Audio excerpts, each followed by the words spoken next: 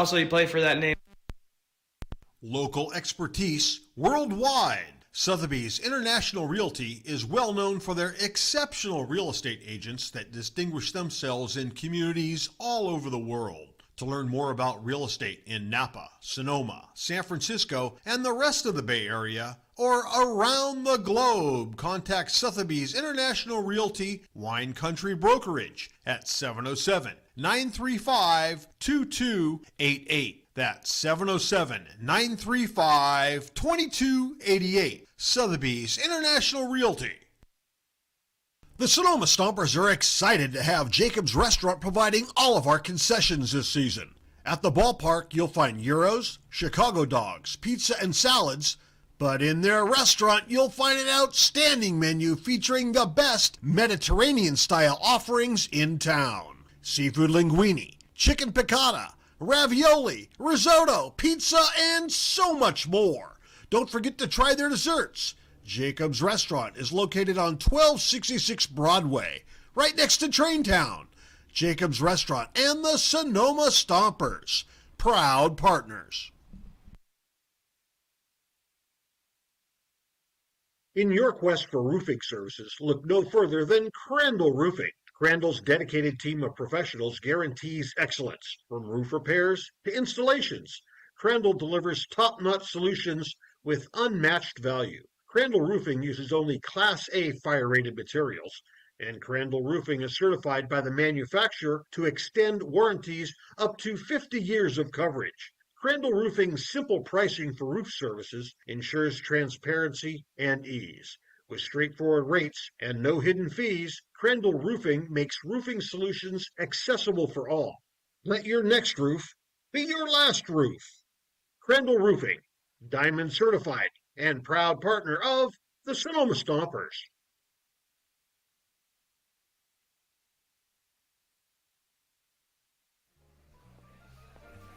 Nestled in the heart of Sonoma, Verano Cafe stands as the answer to locals yearning for wholesome food. Opened by Veronica Perez and Carlos Rubio, this cozy diner is nestled conveniently at the crossroads of Highway 12 and Verano Avenue. At Verano Cafe, breakfast, lunch, and dinner are experiences crafted with love and local ingredients. Each dish is a symphony of taste. But Verano Cafe isn't just about breakfast. Their lunch menu features favorites like fish and chips and classic French dishes catering to all tastes. Dinner includes house-made pasta dishes and elegant entrees. What really sets Verano Cafe apart is its commitment to quality and community. With locally sourced ingredients and a dedicated team that feels like family, Verano Cafe offers a warm and welcoming atmosphere. Whether you're a Sonoma local or a visitor, Verano Cafe promises to elevate your dining experience. Join us today and become a part of the Verano Cafe family. Verano Cafe, located at the crossroads of Highway 12 and Verano Avenue in Sonoma.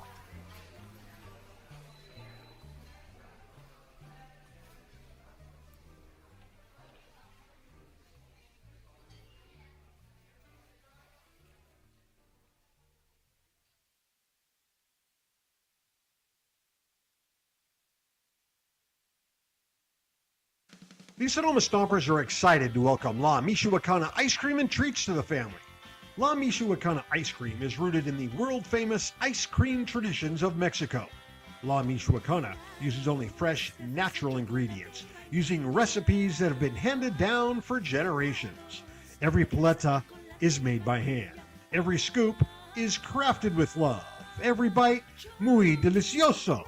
La Michoacana Ice Cream and Treats, located at 18495 Highway 12 in Sonoma, 1219 Grant Avenue in Novato, and of course, right here at the ballpark. Hey, baseball fans, when visiting Sonoma, make sure to dine at Wit and Wisdom, a modern American tavern by world-renowned chef Michael Mina. Wit and Wisdom is famous for hearth cooking, their extensive wine list, and an upscale yet relaxed atmosphere. Wit and Wisdom is located at the Lodge at Sonoma. Make a wise choice. Dine at Wit and Wisdom in the heart of Sonoma.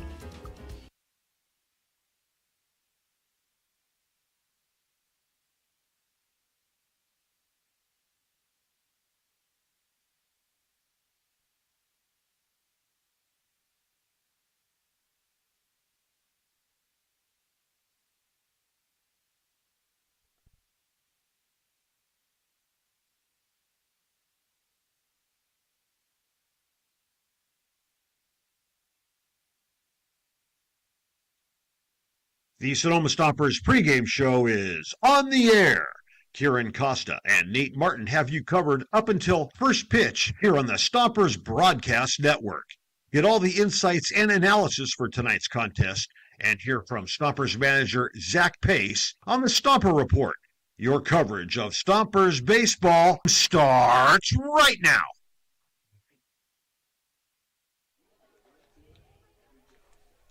A busy night at Arnold Field is the backdrop for the penultimate game of the regular season.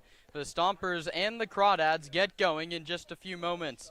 Welcome to the Sonoma Stompers pregame show. I'm Kieran Costa, joined by Nate Martin. And Nate, this could just be the second to last time the Stompers play here at Arnold Field this season. They're locked in to the third position in the standings, which means they'll play a road game in the CCL North wildcard matchup next Tuesday, and if they win that, they'll play on the road again on Wednesday for a chance to host the CCL Championship Series. But you're not really playing for anything today except sort of a slow and Walnut Creek seating in front of you. Yeah, and the setup is basically if you can beat Walnut Creek and slow wins their remaining two games, that means the Blues are going to have the bye and you're going to be playing the Crawdads in Danville on Tuesday, a day game at Monte Vista. The Stompers have been there countless times. The last time they were there, they got a win.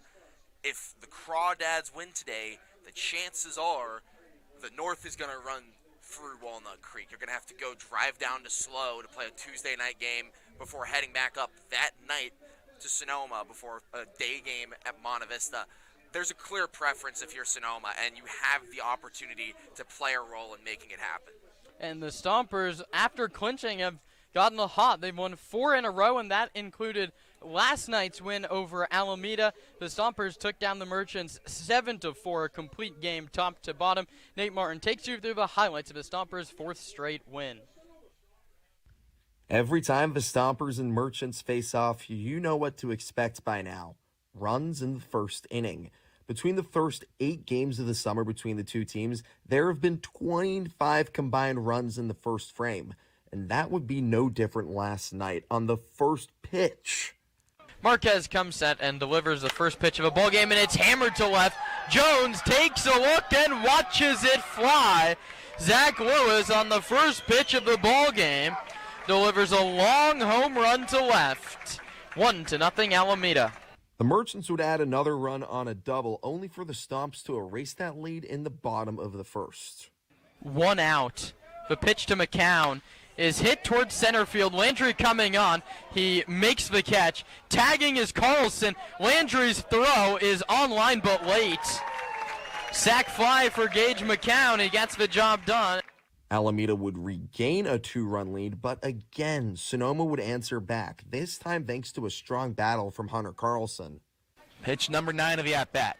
Carlson lines that one to right field. Martini runs over at the track, and it bounces off the wall. Johnson comes home. Ben Sebastiani waved home as well. The throw goes to second. Hunter Carlson ties the game on a 2-run double. And in the next inning, Carlson's Georgia State teammate Wesley Bass would give the lead for Sonoma. 1-2 count, 1 out. He hits that one high and deep to left. Nystrom going back at the wall. Goodbye, baseball. A no-doubter for Wesley Bass to give Sonoma the lead. 3rd home run of the year for the Georgia State Panther, his 2nd against the Merchants.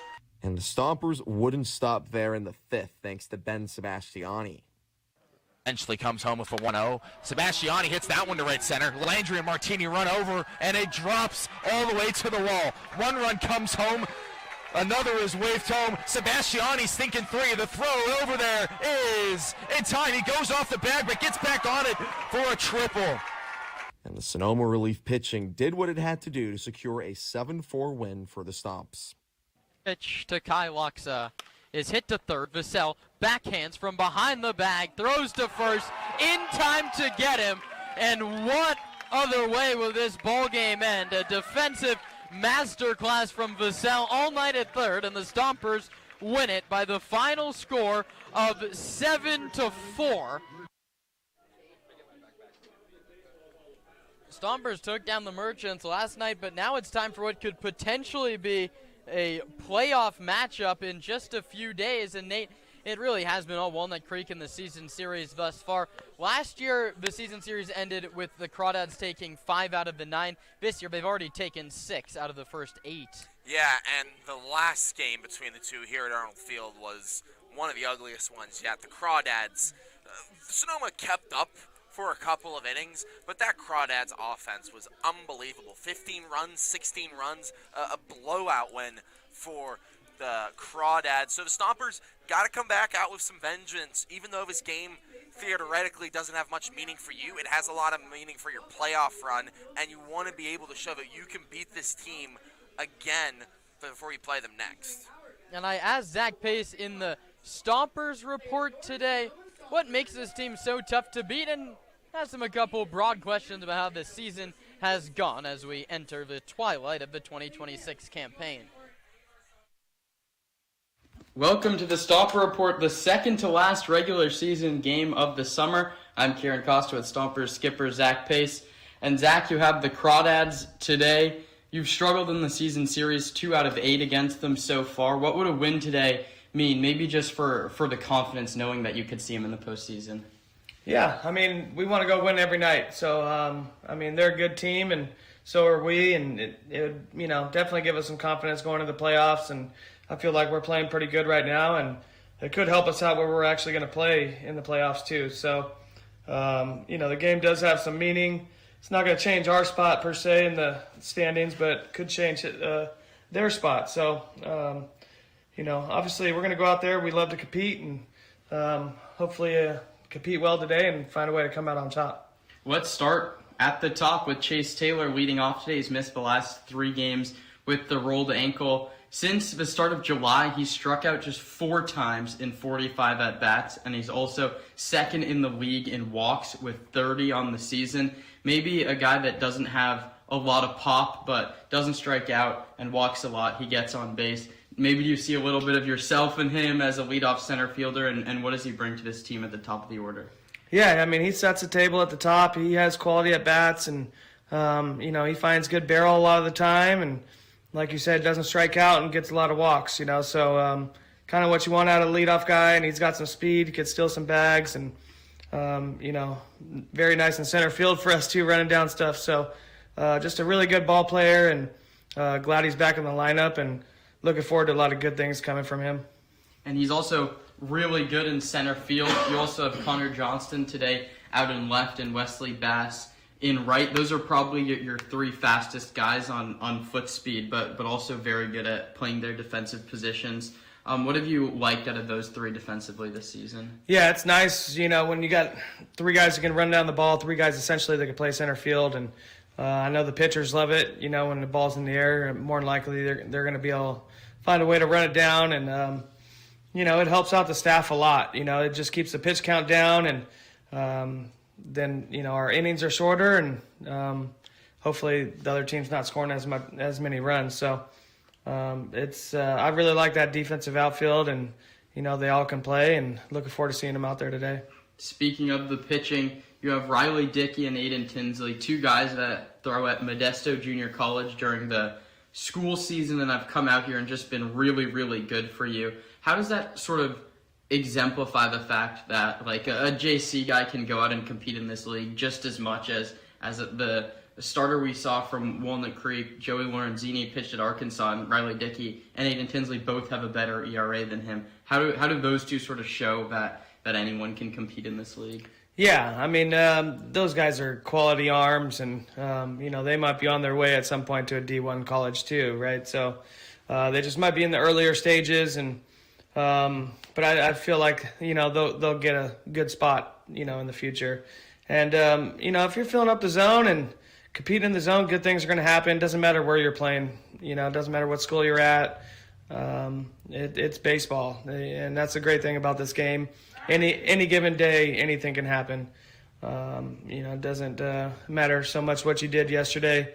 It matters what you're bringing today, and those guys bring it every time, and hopefully they have another good outing for us today.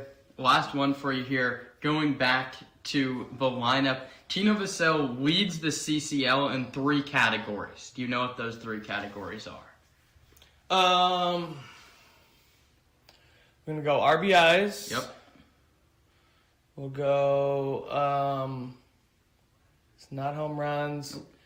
He's one off the lead. Yeah. Walks. Yep. Okay.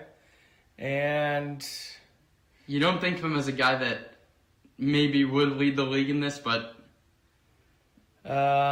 you've got one guess. one guess? All right. Let's go with, I was going to say hits, but maybe we'll go with runs. Triples. Triples. Tino Oh. Vassell, all 4 right. triples this season to lead the league. He's been so good, and he's back in the lineup today. Thanks for the time, Zach. Thank you.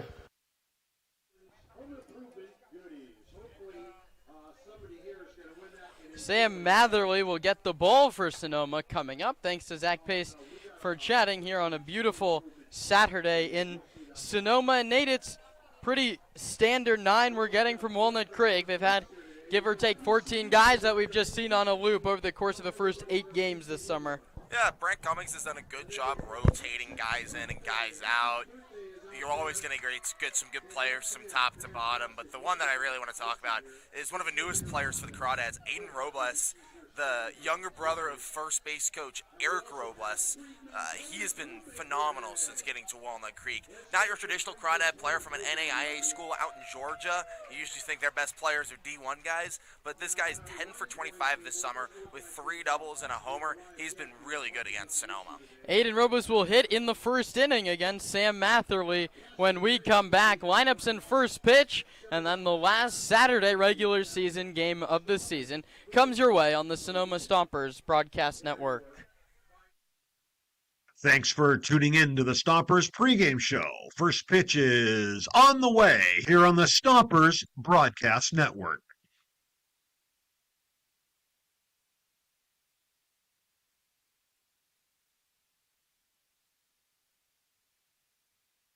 The Sonoma Stompers are excited to welcome La Michoacana ice cream and treats to the family. La Michoacana ice cream is rooted in the world-famous ice cream traditions of Mexico. La Michoacana uses only fresh, natural ingredients, using recipes that have been handed down for generations. Every paleta is made by hand. Every scoop is crafted with love. Every bite, muy delicioso.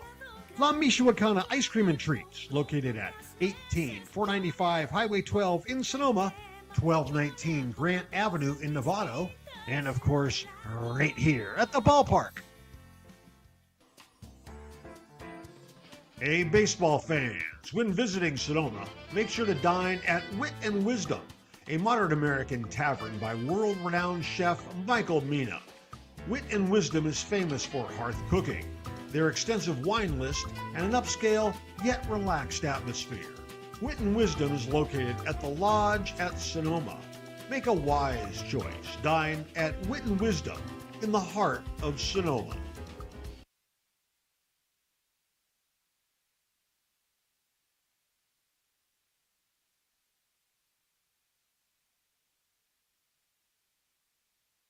The official headwear provider for the Sonoma Stompers is Melvin Roy. Melvin Roy hats, made to be lived in. From baseball nights in Sonoma to road trips anywhere. Everyday moments, Melvin Roy hats. This is Legacy in Motion. Melvin Roy. This season, AVA Tractor LLC is proud to support local baseball and the farming community that helps keep the wine country working. AVA Tractor provides vineyard-focused equipment for serious growers, including Deutz Fahr tractors. From daily farming needs to the next generation of vineyard equipment, AVA Tractor is built for Napa and Sonoma growers who need ROI, local support, and equipment that can work in real vineyard conditions. Hit it out of the park with AVA Tractor LLC. Solutions made for your vineyard.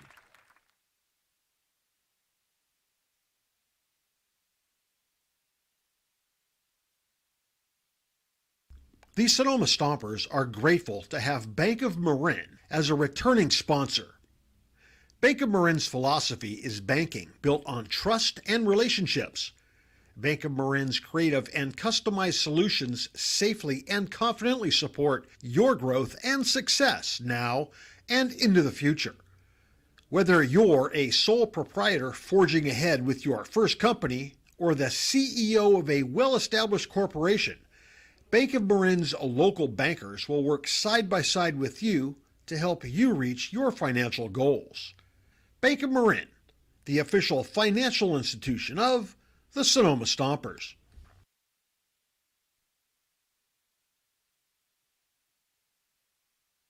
The official headwear provider for the Sonoma Stompers is Melvin Roy. Melvin Roy hats, made to be lived in.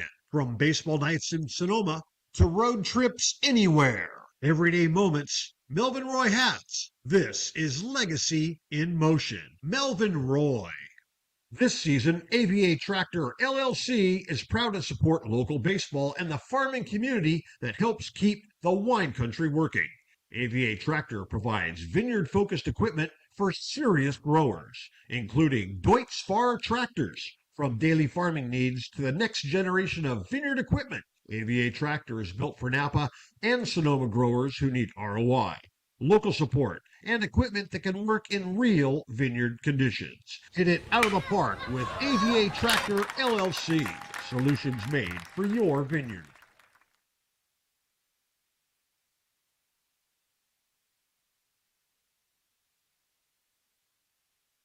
In your quest for roofing services, look no further than Crandall Roofing. Crandall's dedicated team of professionals guarantees excellence, from roof repairs to installations. Crandall delivers top-notch solutions with unmatched value. Crandall Roofing uses only Class A fire-rated materials, and Crandall Roofing is certified by the manufacturer to extend warranties up to 50 years of coverage. Crandall Roofing's simple pricing for roof services ensures transparency and ease. With straightforward rates and no hidden fees, Crandall Roofing makes roofing solutions accessible for all. Let your next roof be your last roof. Crandall Roofing, Diamond certified and proud partner of the Sonoma Stompers. The Sonoma Stompers are excited to welcome La Michoacana ice cream and treats to the family. La Michoacana ice cream is rooted in the world-famous ice cream traditions of Mexico. La Michoacana uses only fresh, natural ingredients, using recipes that have been handed down for generations. Every paleta is made by hand. Every scoop is crafted with love. Every bite, muy delicioso. La Michoacana Ice Cream and Treats, located at 18495 Highway 12 in Sonoma, 1219 Grant Avenue in Novato, and of course, right here at the ballpark. Hey, baseball fans, when visiting Sonoma, make sure to dine at Wit and Wisdom, a modern American tavern by world-renowned chef Michael Mina. Wit and Wisdom is famous for hearth cooking, their extensive wine list, and an upscale yet relaxed atmosphere. Wit and Wisdom is located at the Lodge at Sonoma. Make a wise choice. Dine at Wit and Wisdom in the heart of Sonoma. The lines are painted. The lineups are in. The field is raked and the cleats are laced. Your Sonoma Stompers are just about ready to take the field. Now, straight to the voice of the Stompers, here's Kieran Costa.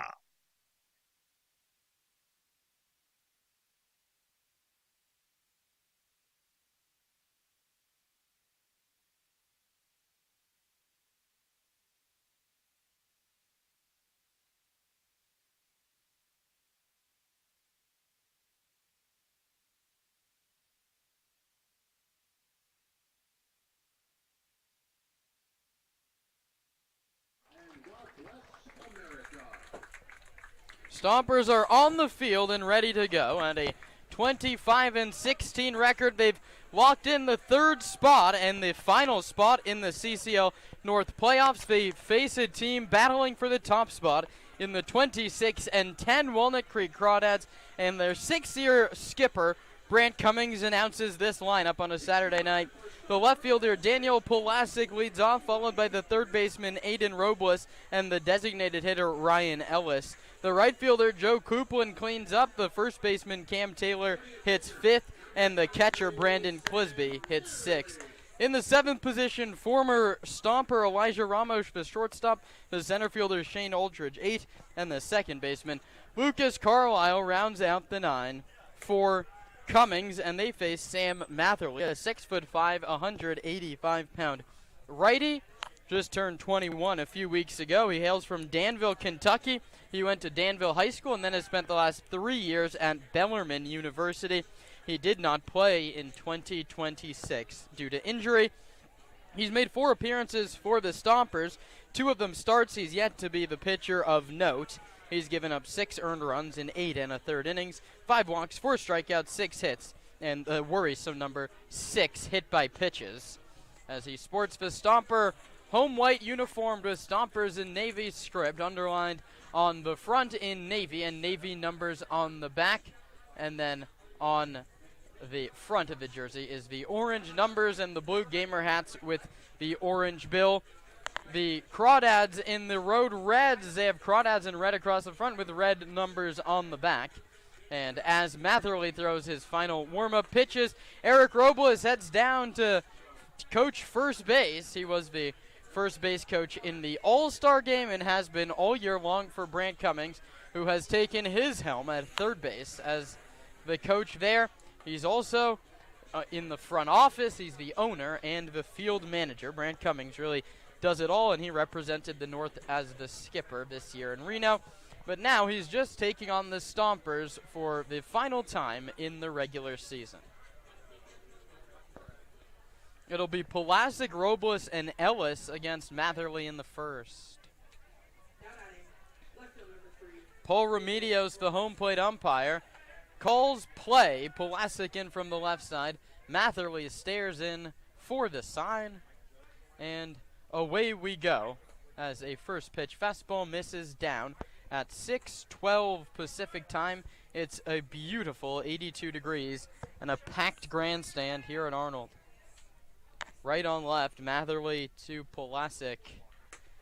Outside, 2-0. Pulasic from UC Irvine, hitting just a hair under 300 at 296. Has the count leverage against the righty Matherly, who just misses inside.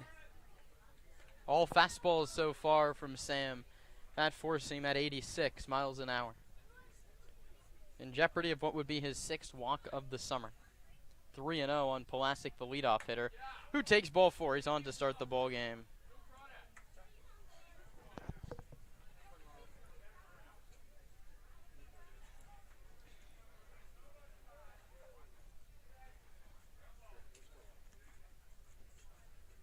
That brings up Aiden Robles. As Nate mentioned in the pregame show, joined the Crawdads late in the summer after the injury to TJ Woodson. Robles is 10 for 25 over his 6 games. A homer and 3 doubles. Matherly yet to throw a strike. He comes home, and it's swung on and bounced past Brant Cummings in the third base coach is box and foul for strike 1. I'm really curious what Brant Cummings thinks of a first pitch swing after a 4-pitch walk from the previous batter. It was right over the plate, but he loves it. Yeah? Yeah, I talked to him a couple games ago. He said, I want my guys to attack early in counts if they get a pitch to hit. That's exactly what Robles did. He bounced it foul. There he takes a called strike with a slider. Probably wanted him to swing at that one, too. Probably, that's a yeah. slider middle.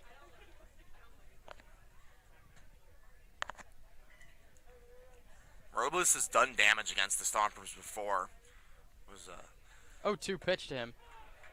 In there for a called strike 3. Doesn't do damage there. Gone a-looking on just 3 pitches. First strikeout for Matherly.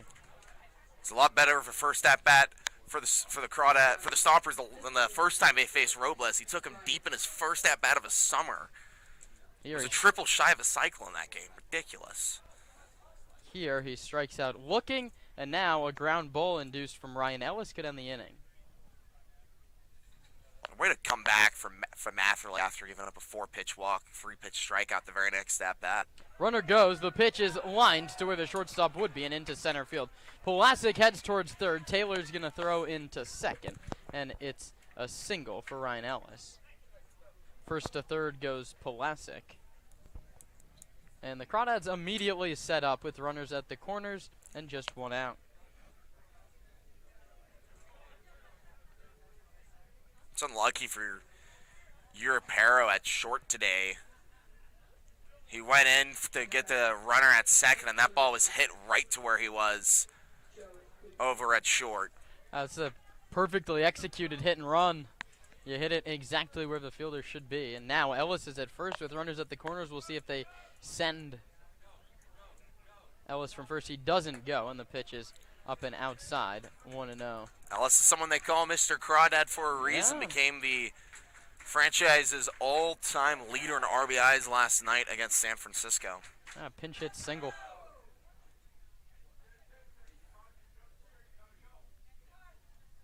One 0 offer is cut on and missed by Coupland, and the count is 1-1. I mean,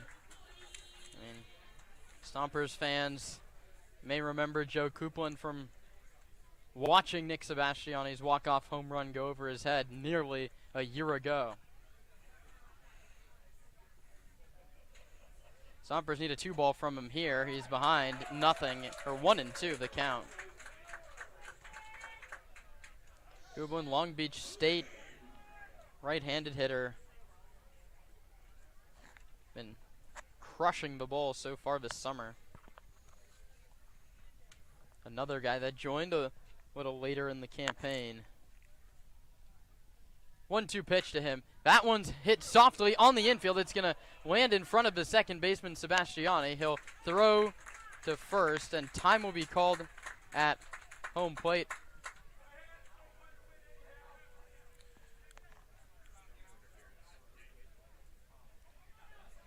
Catcher's interference is going to go against Carlson, which is going to put the runner at first base. And Stompers actually to catch a break. I think they're going to have to put the runner back at third base. It's a dead ball immediately. It's not the only thing I can try and liken that to is playing advantage in soccer. That play is dead the second that it hits his glove. It's not like you can take the result of the play instead. So the bases are loaded. Ellis goes to second on the catcher's interference. Pulasic, who scored on the ground out, goes back to third, and the bases are loaded for Cam Taylor. Now you got to be able to take advantage of that break if you're Sonoma. If you can call a catcher's interference a break. It's the fourth time that a bat has cut the glove of Hunter Carlson and it's been called for interference. The lefty Taylor takes a ball. And two of them came from one guy in one game. Exactly. That was Jackson Nystrom, who led the country in catcher's interference drawn for USF. Packed Stomper grandstand urging on Matherly in the first. Taylor takes inside 2-0, and loading the bases has put Matherly in a tough position. A walk would force home the game's first run.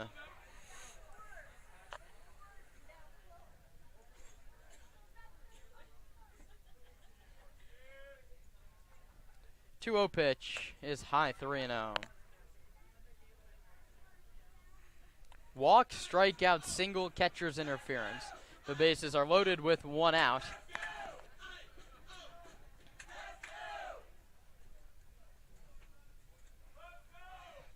Got to come in the zone here to Taylor. Couple home runs and 9 runs batted in this season. He takes a strike. Get me over fastball, finds the top of his zone, 3-1. Brandon Clisby on deck.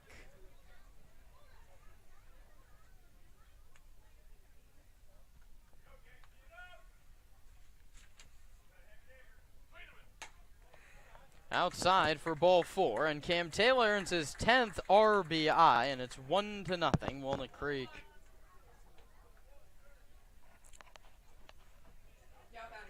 Mike Nunez out of a dugout early.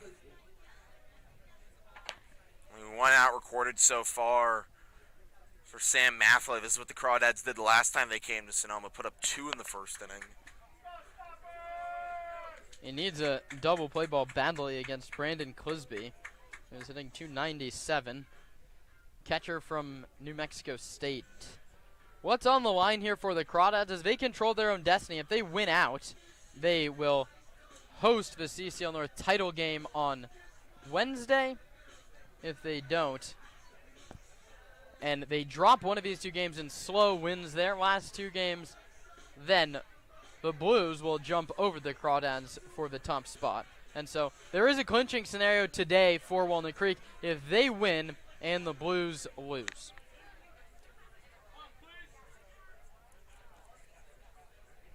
That brings up Brandon Clisby after the mound visit from Mike Nunez, the pitching coach.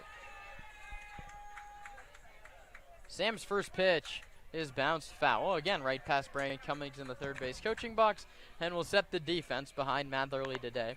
It's Connor Johnston, Chase Taylor, and Wesley Bass. That's 3 center fielders pretty much out there, all the guys that have played the position. Tino Vassell has the third base duties, Misa Europero at short, Ben Sebastiani at second, and Anthony Scheffler at first. Matherly's delivery is just high. Tino Vassell played a fantastic game over at third base yesterday. Play after play after play. Great throws across the infield.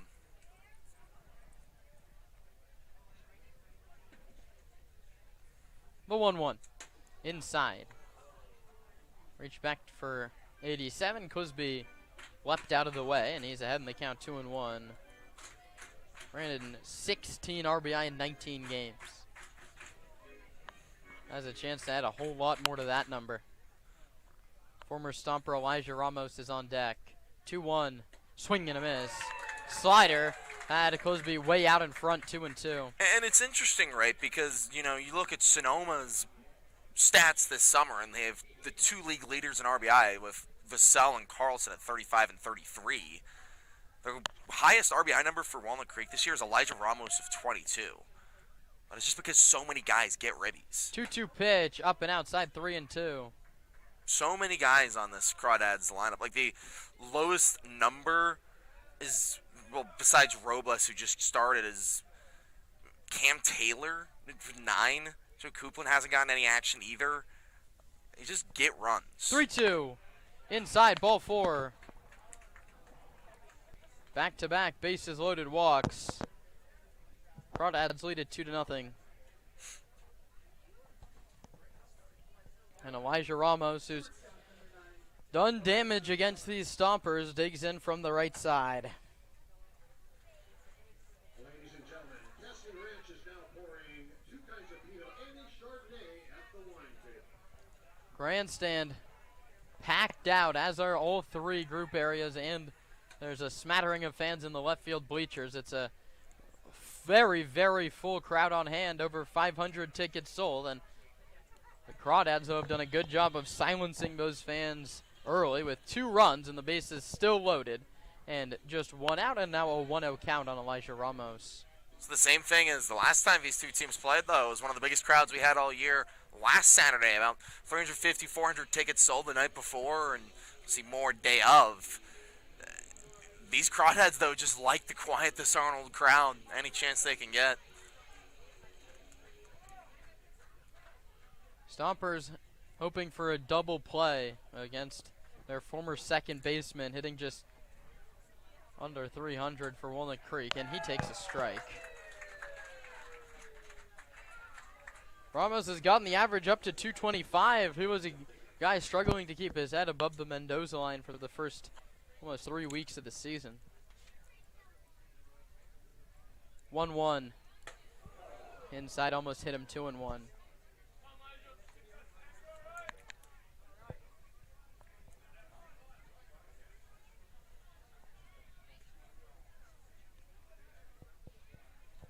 Infield and outfield play straight away for Ramos. The pitch to him. Went around on a fastball down and inside. He started his swing and then tried to get out of the way of the fastball and lost his footing and thus went around. And Matherly, this could be a huge strikeout.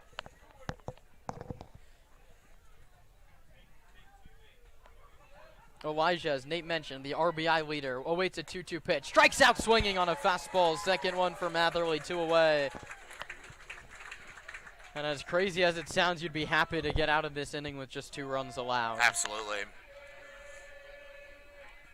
Sonoma hoping for their 20th home league victory and their 30th win on the season, league and out of league combined. It would be their third consecutive 30-win season.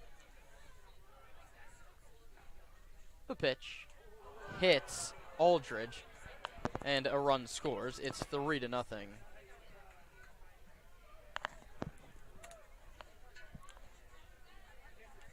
And now this is where it gets tough. Walnut Creek, one of those teams that kind of has a secondary leadoff guy batting ninth. Lucas Carlisle has been really good this year against Sonoma.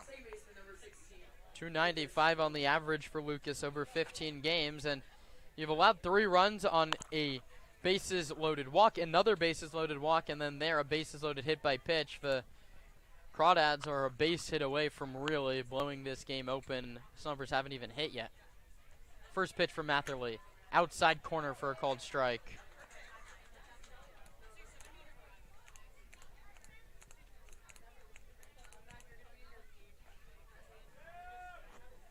Tossing in the Stomper bullpen. It's only the first inning.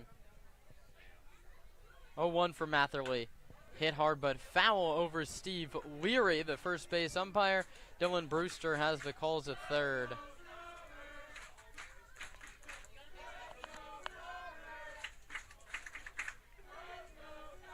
Ninth man to hit in the inning. The leadoff man, Daniel Pulasic, on deck. 15 minutes after his first at-bat.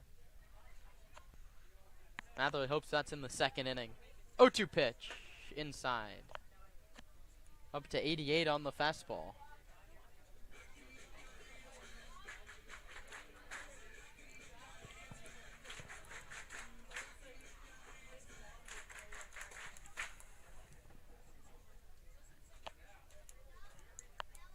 One, two. Inside, almost hit him too. The Crawdads have 3 runs on just 1 hit. 3 walks, a hit by pitch, and a catcher's interference has made up the difference. And now I think at this point, we're talking about how you're happy with that catcher's interference to keep the runner at third. You would have taken that second out. 2-2 pitch. That one's hit into shallow right center field. Long run for Chase Taylor, and he runs it down in the right center field gap to end the inning. For the Crawdads, send 9 men to the plate in the first. 3 runs, 1 hit. No Stomper errors, and 3 left. We head to the bottom of the first inning in a 3-0 game.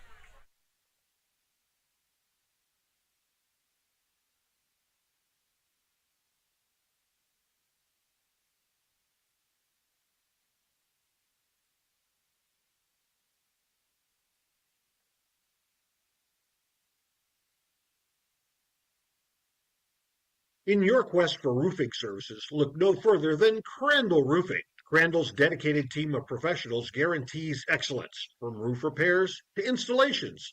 Crandall delivers top-notch solutions with unmatched value. Crandall Roofing uses only Class A fire-rated materials, and Crandall Roofing is certified by the manufacturer to extend warranties up to 50 years of coverage. Crandall Roofing's simple pricing for roof services ensures transparency and ease. With straightforward rates and no hidden fees, Crandall Roofing makes roofing solutions accessible for all. Let your next roof be your last roof. Crandall Roofing, Diamond certified and proud partner of the Sonoma Stompers.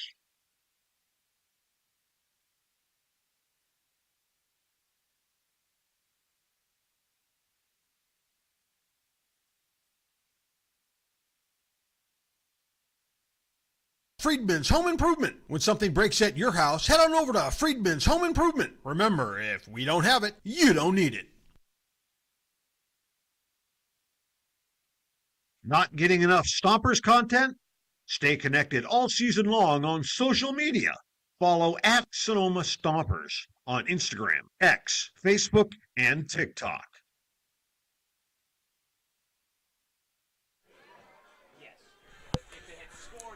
We head to the bottom of the first, and Zach Pace sends out this lineup trailing 3-0. The center fielder Chase Taylor leads off, followed by the second baseman Ben Sebastiani and the catcher Hunter Carlson. The third baseman Tino Vassell hits cleanup, the DH Gage McCown hits fifth, and the shortstop Misael Europero 6, 7, 8, and 9 go the right fielder Wesley Bass, first baseman Anthony Shepler, and left fielder Connor Johnston.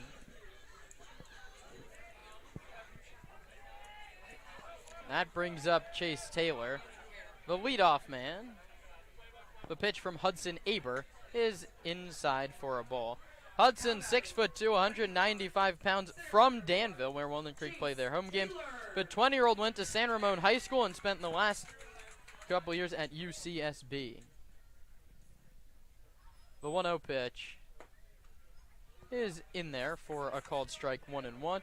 This is his sixth start of the summer. He's 2-0 with a 1.6 ERA over 16 2/3 innings.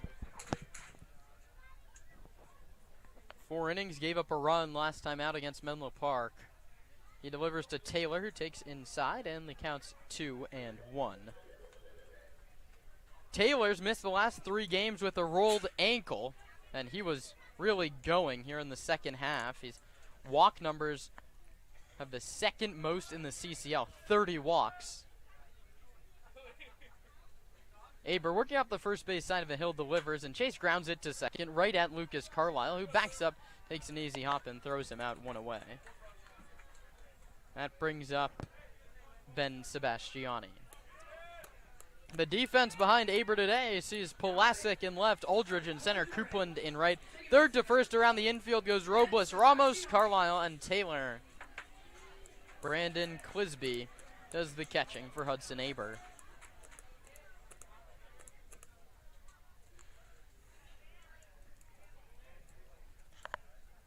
So Chase Taylor retired, and it sends Sebastiani to the plate, who swings and hits it foul down the right field line and out of play.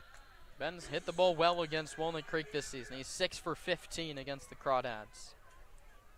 That was a .250 average overall. 3 doubles and picked up a triple yesterday.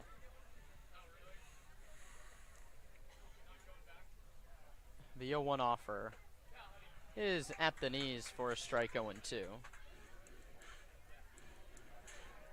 Hunter Carlson on deck is third in the league in walks. The Stompers have the top 3 players who have in the entire CCL. Vassell leads, Taylor second, and Carlson's third. 2, 3, and 4. That one's hit foul. I mean, it's why you feel confident. Obviously not 2, 3, and 4 in that order. Sebastiani second, Vassell first, Carlson third, and then goes Sebastiani, Carlson, Vassell in that order.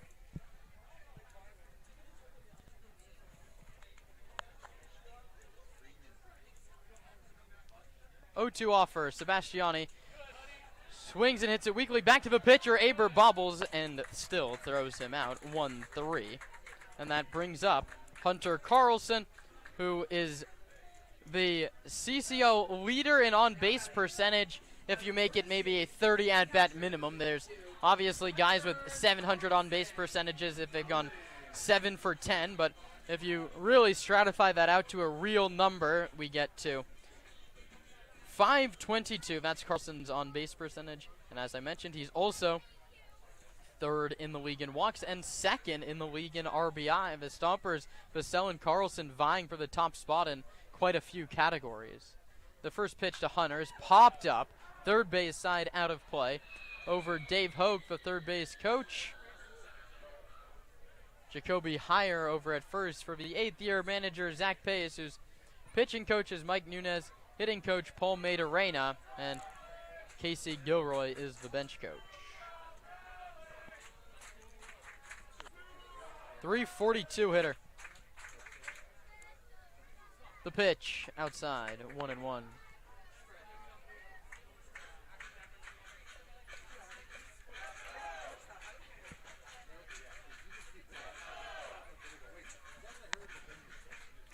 Carlson's drawn a walk in 12 of his last 15 games.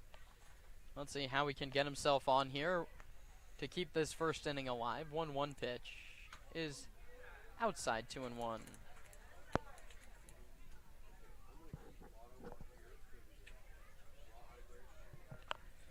Carlson has the count leverage, a place he's found himself nearly every at-bat in the second half of the summer.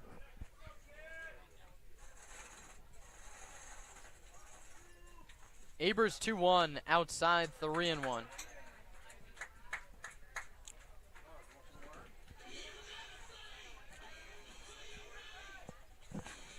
There's no such thing, obviously, as Barry Bonds treatment, but earning a walk in 12 out of 15 games is something else. Is a pitch away from earning another. 3-1 from Aber. Checked his swing on a pitch that was high, and there it is. Ball number 4, and now he's just one behind Chase Taylor for the second spot on the walk leaderboard. And that just goes into Zach Pace's approach. Be patient, and eventually the pitcher will make a mistake or give you a free base. And Tino Vasel's done a great job of taking advantage of said mistakes. He's the CCL leader in RBI.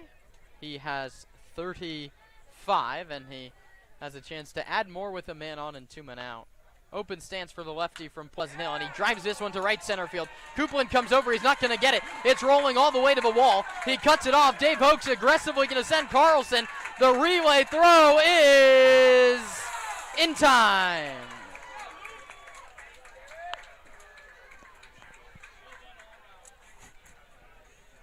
A pretty relay from Walnut Creek gets Hunter Carlson 9-4-2. Vasell picks up a hit, but it does not matter. For the Stompers, no runs on 1 hit, no crawdad errors, and a man left. We head to the second inning of play. It's 3-0.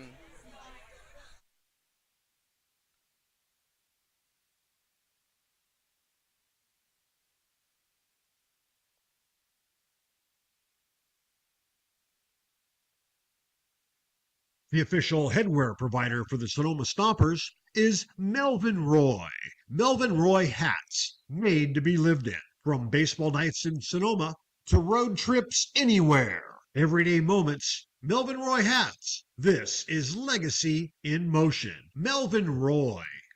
This season, AVA Tractor LLC is proud to support local baseball and the farming community that helps keep the wine country working.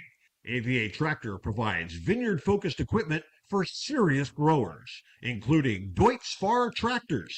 From daily farming needs to the next generation of vineyard equipment, AVA Tractor is built for Napa and Sonoma growers who need ROI, local support, and equipment that can work in real vineyard conditions. Hit it out of the park with AVA Tractor LLC. Solutions made for your vineyard.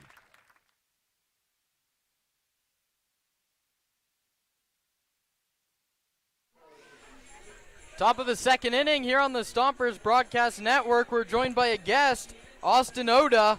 How do you want to be introduced these days? General manager, broadcaster, definitely SID? Not broadcaster. I think we can go GM. General Director of baseball ops, sure, something? director of baseball operations. Maybe you and Brant Cummings are two people, two-man GM there. Basically, I think Putting that's it what together. it is at this point. Yeah. And this is year number 4? 3.5 maybe? We'll call it 4.5. I think last year was the Okay. half. But thanks for having me on, dude. Of course. This is kind of crazy. I feel like we've butted heads for I so know. long, and now we're on the the air best of together. buds. Do you want to maybe talk, were you here last year maybe for the playoffs? I was I don't not know here if for that game. you missed I that do game. remember it, though. Yeah, I was okay. meeting my girlfriend's family for the first of time, course. actually, and I had the phone on under the table. I think we were Did you have getting- our that was our broadcast? Yeah, actually. I know. Did you unmute that one, or you left that one off? I listen back to it. I hear it okay. every time we come here. It's back to the top of the order in the second inning. The Crawdads hit around in the first, and Pulaski's ahead 1-0. What's the season been like for you Local guys? I know expertise. back to vying for that number 1 seed, and it hasn't been a stress-free last 2 weeks. No, definitely not. I think this season is so different from the other ones that I've been with the team because I'm not on air every day. I only hop on in the road games, so I get to know the team, I think, in a little bit of a different capacity. But yeah, the last couple weeks have been stressful. We've lost a couple guys to injury.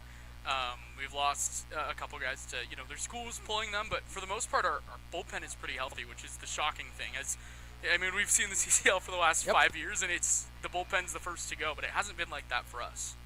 Pulaski had 3-0, and he's now walked on 8 pitches over 2 at-bats.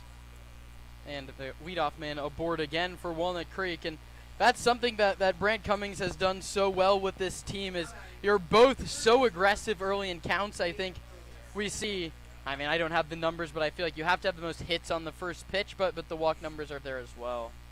Yeah, it's a really, really patient lineup, and that's one of my favorite things to look at coming into the season is what are these guys' walk numbers at their 4 years or their JUCOs, and how does that compare to their strikeout rate? When I look for guys in my little bit of scouting that I do, that's one of the first things that I look at. Aiden Robles takes a strike, and you guys have done a very good job of retaining players over the past few years, especially last year, but this year, I mean, it's rare to see a guy only have 6 games this late into the season. How does Brant and maybe you do such a good job of finding those ringers there in the last couple weeks? That one's sent to center. Taylor drifts back and a few steps shy of the track runs it down for the first out. Yeah, Aiden Robles really kind of fell into our laps a little bit. Of course, his brother, Eric Robles, the first base coach, and you see it most in their smiles. They have the exact same smile, same infectious personality, but we're so lucky to have a guy like him who literally just hit the ground running. You guys saw it the first game that he played. And we're just kind of lucky. And you look at other guys like Joe Coupland, our 4-hitter, and Cam Taylor, our 5-hitter, who were halfway through the season additions, and I think that just speaks to kind of what happened in their first years here and how much they enjoyed it. Obviously, Coop a little more local than Bam, but it's the same thing all around. Ryan Ellis goes around on the first pitch, and I mean, he's right here. Why not talk about him? Has he been here longer than you? Maybe the only one, or you still have him beat? He is the only one, and he beat me by 3 or 4 days, I think. Summer of 2022, back when I was 19 and he was 20, and we're both a little older than that now. But he's Summer's saying over the hill. For Basically. you, not him. He's doing just fine. He's doing great. He's hitting over 300 again. Yeah, he's Mr. Crawdad. He's the greatest to ever put on the Crawdad jersey pretty easily.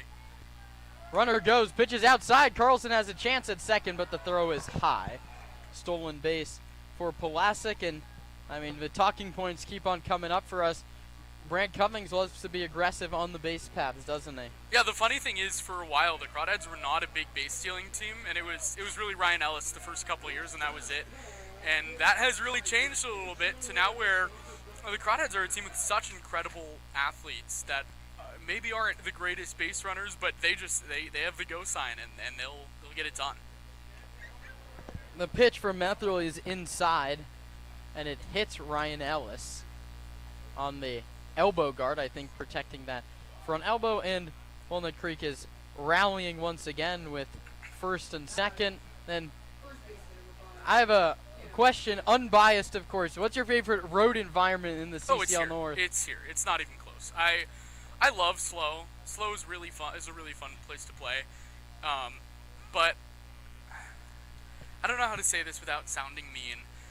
The Slow fans are not as nice as your guys' fans. Your guys' fans are good people, and I did not always feel that way, and I've shifted. I just talked to Norm down there. Of course. And the heart of the Stompers faithful. Yeah, I didn't realize that until talking to him, but he asked me to give a shout to his wife. So from of Norm's course. wife, Norm and Deirdre, our two favorite fans, and a host family.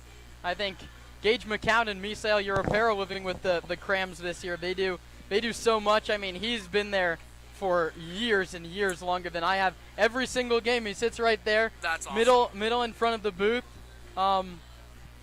Middle row of the middle section, right behind home plate. He's there every day, and that's one of the things that does make Sonoma great. Is there's so many people that are here every day. Yeah, I mean, I had this game kind of circled as a trap game because it's late in the season in Sonoma, and I feel like we've lost a bunch of games here late in the season. And obviously, it's the start we wanted, but still early. Matherly misses high again after a second visit and as many innings from the pitching coach, Mike Nunez.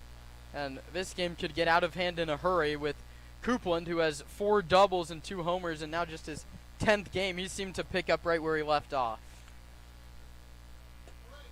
He was such a good player for the Crawdads last season when I wasn't really with them. And Charlie Limoncelli, who's the assistant GM and the director of broadcast, he was telling me, he was like, Coop is a dude. Coop can really hit. And I was kind of 50-50 on it. And then he lit up the WCL earlier this summer with the Apple Sox, and he's come here and done the exact same. He takes a strike, a slider at the very top of the zone, 1 and 2. I think he's kind of unassuming because he kind of has the generic player, like generic stance 1 in MLB The Show. But he hits rockets. Let's see what he does on a 1-2 from Matherly with 2 on and 1 out. Sam checks second, checks again and comes home. Slider stays inside, 2 and 2. But he's been super fun to watch, and he's done it not catching. I was expecting him to filter into that catching rotation, but we've had some injuries in the outfield, and guys like Bam Taylor, Joe Coupland, Brandon Clisby have had to slot in the outfield, and they've all done well enough to keep the Crawdads alive. 2-2 pitch is cut on and missed, the third strikeout for Sam Matherly and a big second out of the inning. Maybe not Joe Coupland. I know he's been here long before you started your recruiting, but what was maybe your process like in trying to bring on a couple guys and help Brant out this offseason? It wasn't as much. My biggest recruiting year was 2024. I think I had 4 starters on that team.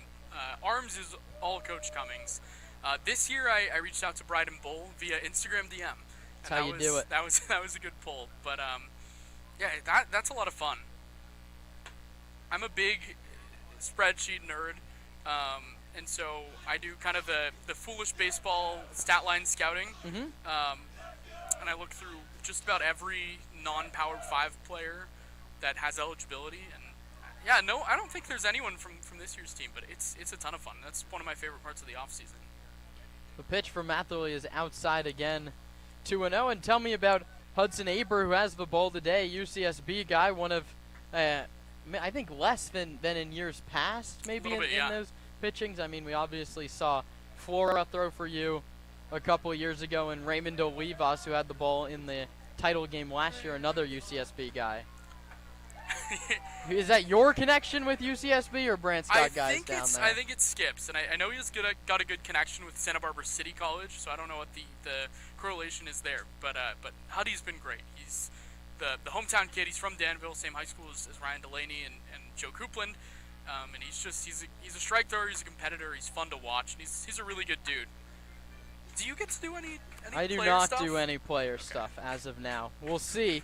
We'll see in the future, as Taylor's now ahead 3-1. So one more wide one loads him up for Brandon Clisby. But Matherly a pitch away from getting out of the inning. His 3-1 is inside for ball 4, and the bases are loaded again. We talked about it earlier with the race for the Crawdad RBI leader. What about for strikeout leader? Isn't there a race there between Noah Zirkle and Ryan Delaney, or has that been put to bed? The all-time career strikeout leader is it's Cody Perry. That's actually the closest right now. I think KP is 8 away, I want to say. I don't have it off the top of my head, but I know he's tied right now with Carson Yassa, another guy who just got drafted. Delaney's been here how long? 4 years too? 3 years. 4 3 years. or 4 23, years. 24, and 25, Zirkle 26. 3 years too? Zirkle 4 years. Zirkle was our high school guy in 2022. We'll take a break here on the Stompers Broadcast Network and be back with more Austin Oda, and Brandon Clisby bats with the bases loaded next.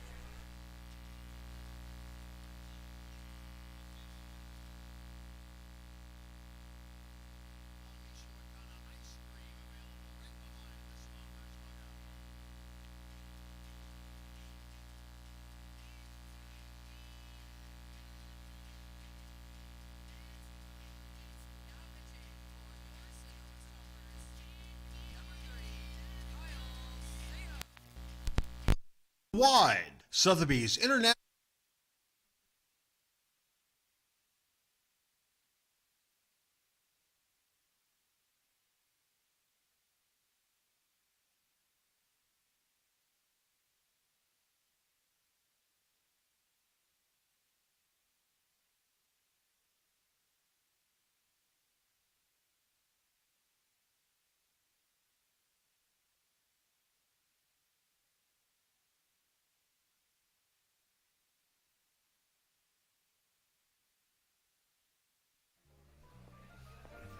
Nestled in the heart of Sonoma, Verano Cafe stands as the answer to locals yearning for wholesome food. Opened by Veronica Perez and Carlos Rubio, this cozy diner is nestled conveniently at the crossroads of Highway 12 and Verano Avenue. At Verano Cafe, breakfast, lunch, and dinner are experiences crafted with love and local ingredients. Each dish is a symphony of taste. But Verano Cafe isn't just about breakfast. Their lunch menu features favorites like fish and chips and classic French dishes catering to all tastes. Dinner includes house-made pasta dishes and elegant entrees. Cafe Apart is its commitment with locally sourced ingredients and a dedicated team that feels like family. Verano Cafe offers a warm and welcoming atmosphere. Whether you're a Sonoma local or a visitor, Verano Cafe promises to elevate your dining experience. We come back here in the top of the second inning. I'm Kieran Costa. Austin Oda, the general manager / former broadcaster of the Crawdads, join us, and it's his Crawdads leading 3-0 and threatening for more with the bases loaded and 2 outs. Kyle Sayo, the new arm into the game, and his first pitch is a strike. Kyle Sayo came into the game last time these two teams played at Monte Vista with the bases loaded and nobody out, and got out of the jam. Hopefully he can get out of the jam here with the bases loaded and 2 outs. Second-year Stomper, a righty out of Chaminade, delivers home low. Couple second-year guys for these teams. Yeah. Clisby, awesome human being. He and our social media manager, Julianne Stark, are childhood friends, and so Julianne and Charlie were talking to me in the offseason about how great he was, and I was a little bit skeptical just because You've been skeptical of everyone you've mentioned so far. Well, I'm just you don't always get on anything. edge. No. You don't get anything till you produce on the field. Exactly, but he's awesome. 1-1 pitch. Down with a curveball from Sayo, and the count's 2-1. His dad is one of the only people in Crawdads history to see me cry. It was wow. It was our Father's Day barbecue and our grill. I was going through a lot, man. And our grill. This your father's barbecue this year. Last month? Yeah. 2-1. 2-2. You must have not been around when Nick Sebastiani hit the walk-off. That has to be the time you cried before that, exactly. Right? Or close. Yeah, no, it was our propane. We checked beforehand, and it didn't have any propane in it. Happens. Then our grill a just problem didn't work. I know very well here. Yeah. It was a brutal time. 2-2 pitch with 2 outs. Sayo delivers, and it's fouled back from Clisby, who's, again, right there by the 300 mark, like I feel like I say with everybody on this team. Do you have to run the grill here ever? I do not have to run the grill, but I do have to pick up the propane from the gas station every once in a while. Mr. Stomper. I know. When are they hanging your jersey? I don't think that's happening. Maybe hang a microphone up in the Sonoma Index Tribune press box. 2-2 pitch. Sayo misses low, 3-2, and that starts the roundabout. Pulasic will run from third. Ellis will run from second. Taylor will run from first with the bases loaded and 2 outs. Have you considered a Kieran Costa bobblehead night?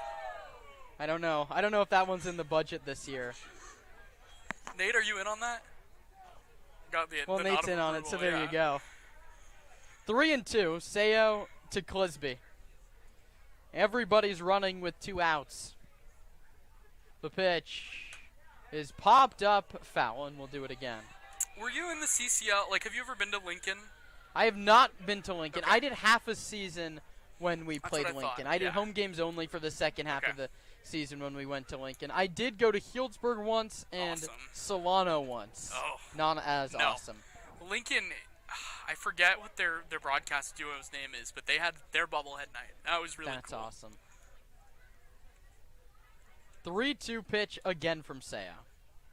Outside for ball 4, and all 4 runs have scored on either a bases loaded walk or a bases loaded hit by pitch, and it's 4-0. That's Clisby's second RBI walk with the bases loaded in 2 innings. He had 2 walks, maybe 3 walks coming into today, a walk rate of under 3%. Well, he's a free swinger. I had a great battle there. Yeah. Great battle both times, actually. As he fouled off 2 pitches and now has gotten it to a 4-run cushion for the Crawdads. The first pitch to Ramos, cut on and missed. Feels like we haven't seen Ramos swing and miss at all against the Stompers. He was the best pure hitter for Sonoma 2 years ago, and maybe not off to the dream start in Walnut Creek this year, not the season he would have envisioned. Nah, but he's also an awesome human being. 0-1 is low, not far enough away from Carlson for the runner from third, Ellis, to advance. He was mine and Carson Mercer's least favorite player to call that year because it felt like he did something against us every time. Yeah, he got on base. He had a 32-game on-base streak. It was so annoying. It was so annoying to play against. I've got a good feeling about him. I think he's a guy that's going to come up big in the postseason for the Crawdads. 1-1 pitch is cut on and missed 1-2, and going to Bakersfield, great for. Of all the booths, this is a booth where everyone can cheer for Elijah. Absolutely. Not in this at bat. When he gets to Bakersfield, I hope he hits 500. Bases loaded, 4-0 game in just the second inning. 1-2 pitch from Kyle Sayo is bounced to the shortstop. Europera goes the short way to second, and the side is retired. For the Crawdads in the second, 1 run on no hits, no Stomper errors, and 2 left. We head to the bottom of the second, and Austin Oda rounds out the inning with us on the other side.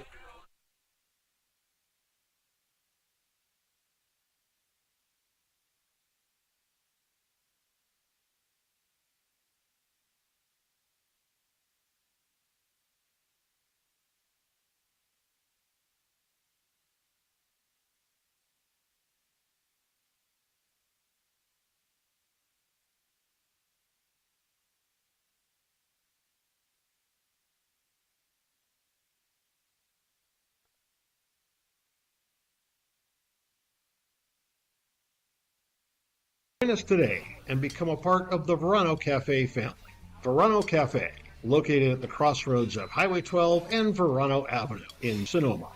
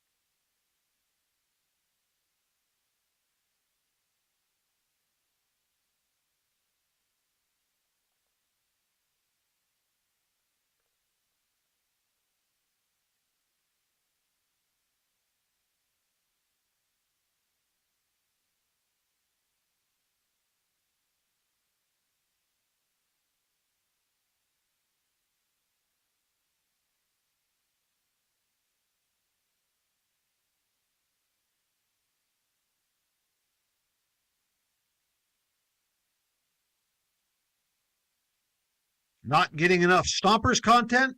Stay connected all season long on social media.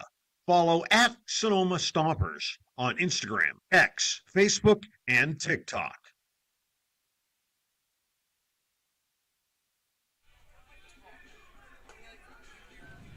Bottom of the second inning, the Stompers send up McCown, Europero, and Bass. McCown will lead things off. Right-handed hitting two-way guy from CSUN. That's something we don't see a lot of Crawdads. Not a lot of two-way players, right? No, I can think of Aldridge theoretically hasn't three pitched that have for you. actually done it, and that's Brady Wilson from last year, who's now at Sac State, just transferred to Sac State. Jackson Bird from the year before, and Jack Ben Shoshon from 2022. Ben Show, awesome crawdad. Jackson Bird, CCL North title 2024 winner. He was so good that day. So good he that was day. so good. And the coolest part about that was something you don't see a ton in summer ball is guys being like, I want the ball. I don't care about rest. I don't care about any of that. So we needed the Sunday game that year to clinch the North. And he threw 4 shutout innings. We were up 10-0 at that point, so it didn't matter. Took him out of the game. And as soon as it finished, he was like, I want Wednesday. He went 6 innings, 8 strikeouts. He was outstanding. Who did you guys throw that day? Patrick Atkinson took the ball that day. Northridge? Hawaii Hilo at that time. 2-0 pitch is outside 3-0, and McCown in front of Aber, who in the first inning got 2 ground balls, walked Hunter Carlson like everyone's done in the second half of the season, and then Tino Vassell ball to the gap, ended in a 9-4-2 put out at the plate. So nothing across, and the Crawdads leading 4-0. 3-0, McCown takes ball 4, and the Stompers have the leadoff man on. And I'm not asking you to give away the trade secrets here, but in today's era, I don't really see a situation where the Sunday starter is going to go again on Wednesday. Maybe that does happen. You have to win both those games, but a very deep team. Maybe, give me any insight on what the last week's been like for Brant. Every day is to get the 1 seed, but then you have to pitch again on Wednesday or Tuesday. Yeah, it's been tough. I actually am kind of in the dark about who's throwing for us next week, but it's been pretty straight up this week. Huddy's been the Sunday guy every day, or every week until this week. Just got his start moved up a day. Devin James threw, Wednesday, and was great. And then Jeremy Jones, who's been nails, through yesterday. So we'll see. I think everyone has kept their innings low enough to where, in theory, maybe outside of Hudson, whoever we throw tomorrow, where I think everyone could theoretically go Wednesday. But it's been interesting. Can I ask you a question? You may.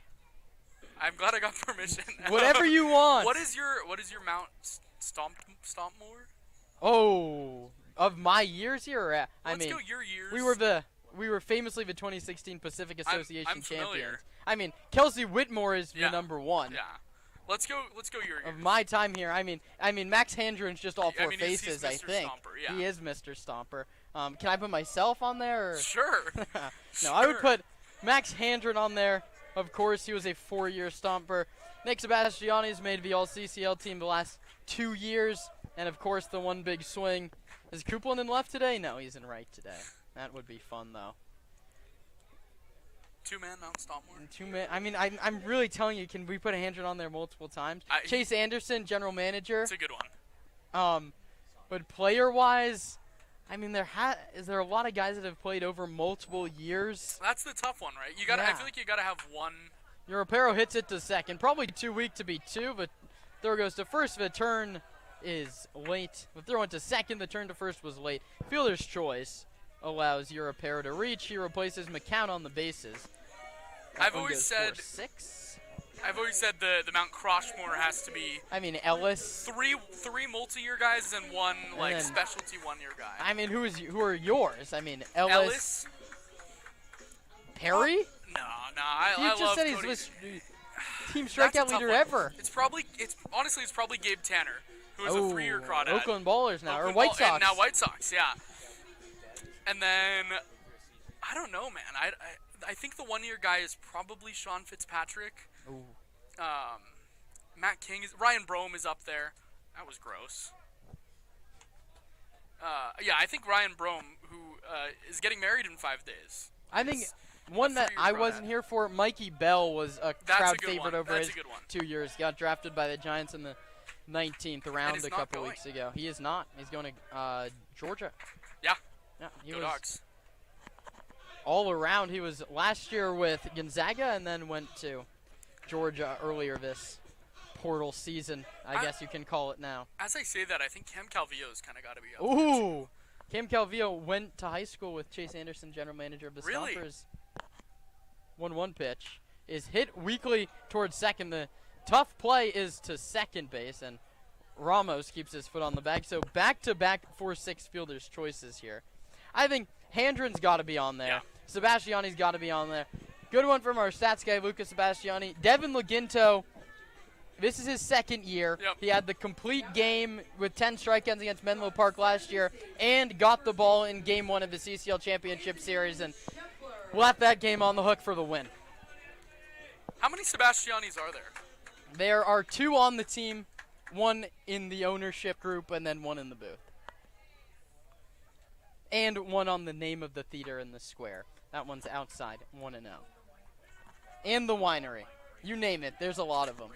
Can we put Andrew Bonfigley on the Mount Stompmore?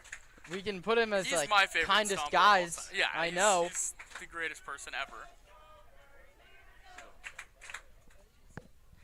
Anthony Shepler awaits a 1-0 pitch and takes a strike. Anthony Shepler, also a guy that's been here a couple years. Yeah, there are some good multi-year Yeah. Stompers. I mean, Max finally out of eligibility Thank after God. playing for 4 years. I needed him gone. Yeah, I think most of the league felt that way. Had a walk-off actually for the Modesto Roadsters a couple days ago. That one's in there for a strike. It's JT's 1 and team, 2. right? It is. Wow. Yeah, I remember. Do you know about the Mikey Bell giving up a walk-off to the I do Crawdads? not. 2022. It was the game that clinched our spot in the postseason. He came into pitch. Cam Calvillo hit a walk-off double. 1-2 pitch to Shepler is taken for a ball.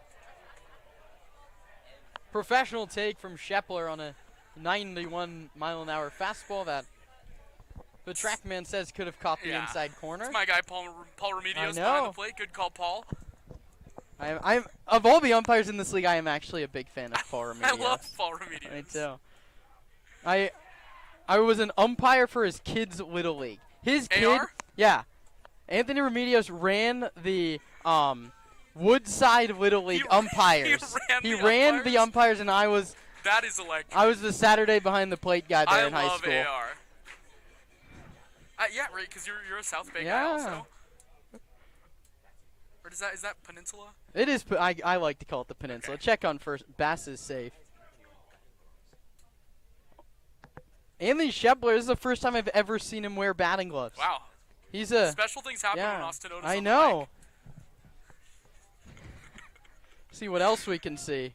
Bass runs, and it won't matter as Shepler strikes out, and the inning is over. Austin, it's been a long time coming. Yeah. It was great to have you on the broadcast. I hope you pleasure. enjoyed the Stompers Broadcast Network for the last inning. And I hope to see you on Wednesday. Let's do it. Let's make it do happen. it. Thanks, That's Kieran. Austin Oda. The Stompers and the Crawdads have played 2 complete. Walnut Creek leads it 4-0.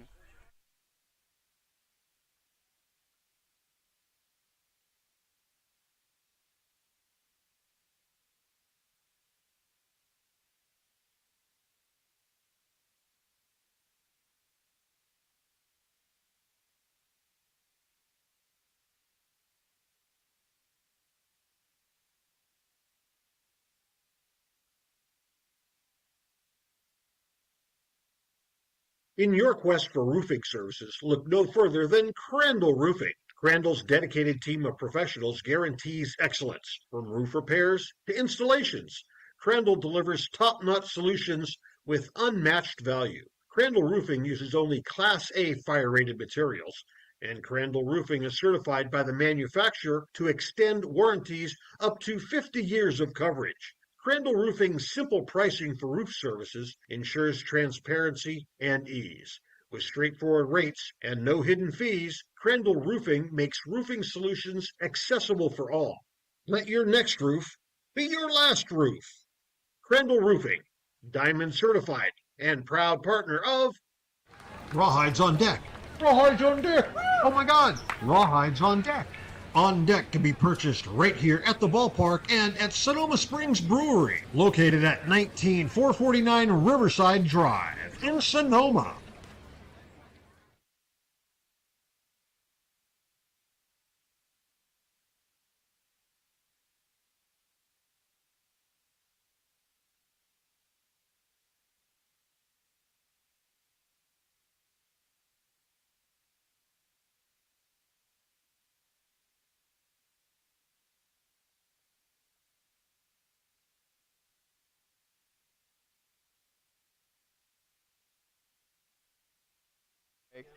We head to the third inning. Kyle Sayo back out there. Nate Martin back on the broadcast, and the pitch is a ball, 1-0. I mean, I'm surprised you let me back on, Kieran. That was some very entertaining talk I know. with Austin Oda. Me and Austin Oda have gone back a long time in this league. 2 unks, you could say. Yeah, outside corner for a called strike. Maybe veterans is the polite way to put it. I think that is what they're calling him these days. Right. The command has been the issue for Sonoma. Sam Matherly issued 7 free passes over 1.2 innings, and Kyle Sayo walked 1 and then got a ground ball. So for Sam Matherly, 1.2 innings, 4 runs all earned, 1 hit, 5 walks, 2 hit by pitches, and 3 strikeouts. The pitch is high, and now it's 3-1 on Aldridge.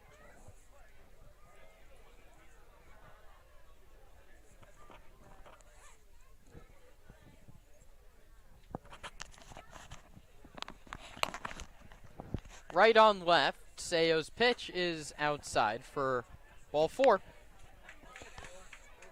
The 7th walk by Sonoma pitching. And For reference, Kieran, Sonoma only had 4 walks yesterday. 4? Yeah, 4 walks.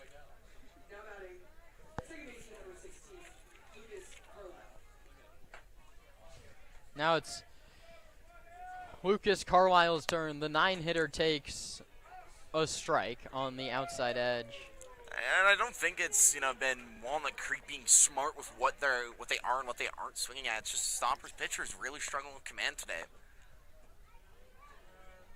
Sayo comes home, the runner goes, and Carlisle bunts it off of himself. Zach Pace has come flying out of the dugout, and he has a point. Carlisle bunted that off himself while he was out of the box. He should be ruled out. Remedios is going to say it hit home plate, and Zach Pace was really, really quick out of the dugout there.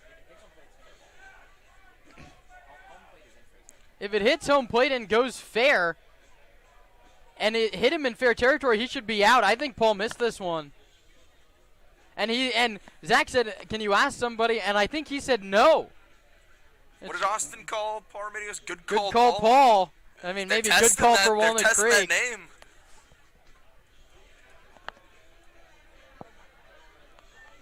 And now the 3 umpires are meeting.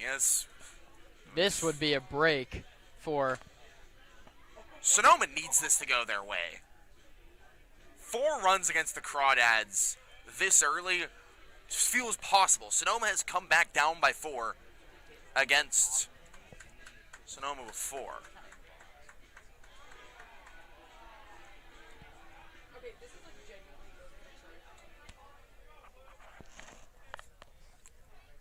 umpires stay with the same call. Zach Pace, Hunter Carlson, and Kyle Sayo all immediately yelled for an appeal, and instead it's just strike 2. Runner goes again. The pitch is swung on and bounced weakly to third. Vassell from the lip of the grass knocks it down, tries to recover, throws to first, and throws it down the right field line. Coming around is Aldridge. He's going to hold at third, and it's going to be an error on Vassell. It's going to go as a 2-base error in the end. That allows Carlisle to go from what could have been a ground out to second base. Aldridge goes from first to third, and that's what the Crawdads do if they're given a gift, whether that be a call going their way or anything else. They take advantage, and Vassell came into the lip of the grass. That ball just bounced in and out of his glove. Tell me if I'm crazy, Kieran, but these things only happen for Sonoma against Walnut Creek. Yeah, you're already losing 4-0. They're the fastest team in the league. It puts pressure on the defense. As this one's hit to Vassell, he dives, he can't get it, it's into left. 1 run comes in, Brant Cummings with a stop sign. Johnson struggles to pick it up, but no matter, as 1 run comes in to score. Carlisle holds at third, and it's an RBI single for Pulasic, and it's 5 now to 0. These are what the Crawdads do, Kieran. They're relentless. They get a break, you make a mistake, they'll take advantage.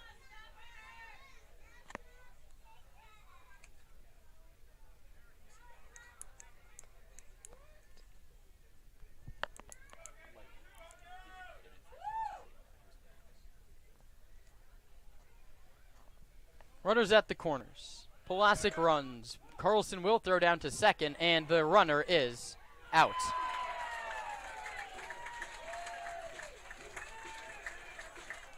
Caught stealing. Pulasic retired, first out of the inning. There's a break for Sonoma. That's something Just you a needed. great throw. Great throw by Hunter Carlson.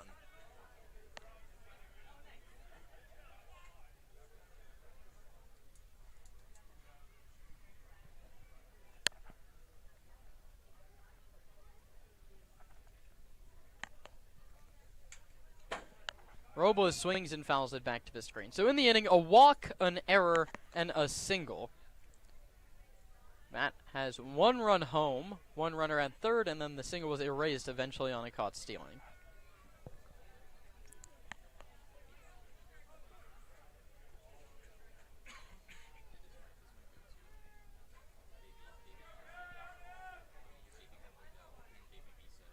Oh-2 pitch. Hit right back up the middle. It hits off the second base bag, and that's a single as well. My goodness.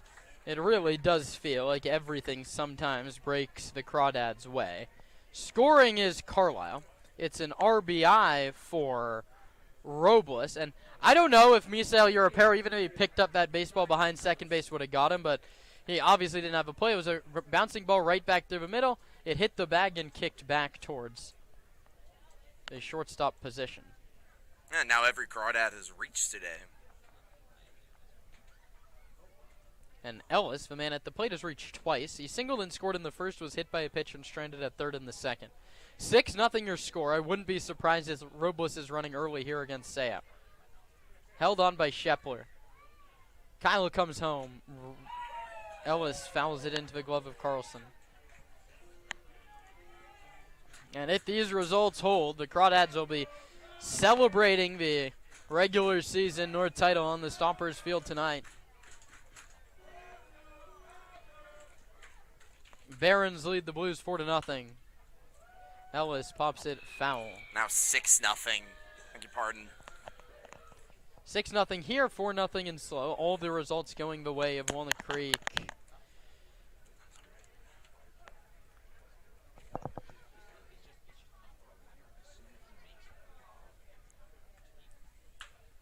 One's hit hard and quick feet for Eric Robles, the first base coach. Crowd of over 500 plus subdued into early silence. 6-0, the lead for Walnut Creek.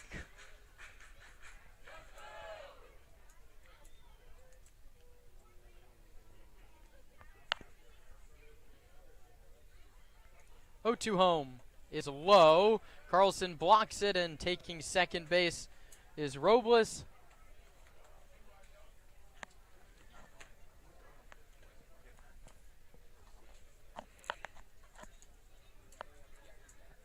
Stolen base for Robles.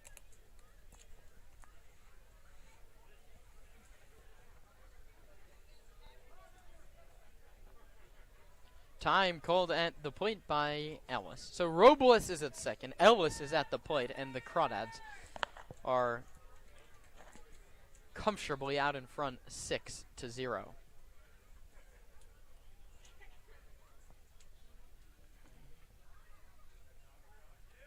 One-two offer from Sayo is low. Running again is Robles. Carlson blocks it. It kicks away. Wild pitch. Charged against Sayo. That's just a great read on the ball in the dirt, but you do not get a stolen base for that. It's a wild pitch against Sayo, and now that runner has stolen, if you will, from first now to third in the span of this one hitter.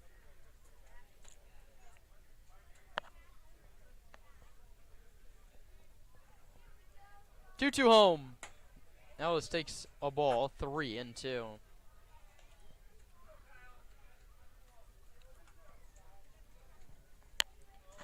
Seventh pitch of the battle. Sonoma trying to avoid what would be their 8th walk issued today. The pitch. Inside corner for a called strike 3. First strikeout for Sayo. 4th for Stomper pitching. It's the first man to actually be retired in this inning as well. All others reached. The one out previously was a caught stealing. Joe Coupland, who has reached on a catcher's interference and struck out.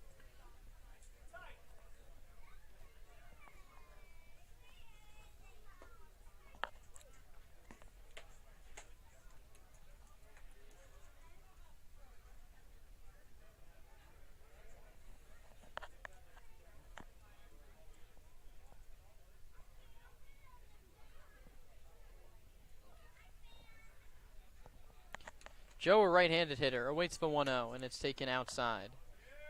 Coupland reached on a catcher's interference and came around to score on a walk. Or that was actually on a hit by pitch, and then he struck out.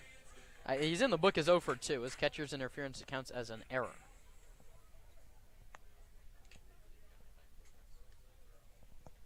Two-0 is fouled into the glove, 2-1.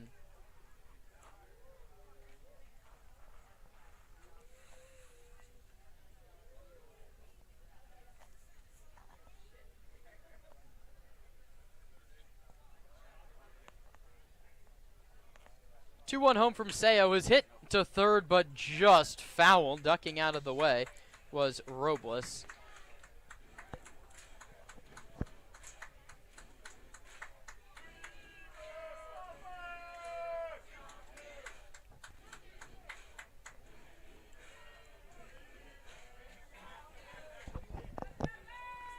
Top of the third in a 6-0 game.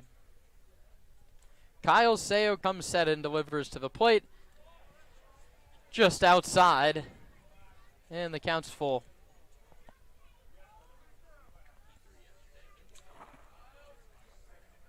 Coupland is batting now for the third time in as many innings. Walnut Creek sent 9 to the plate in the first, 7 in the second. He's the 6th here in the third. The pitch from Seo is bounced foul again. And just like Ryan Ellis before him, Joe Coupland will see a 7th pitch.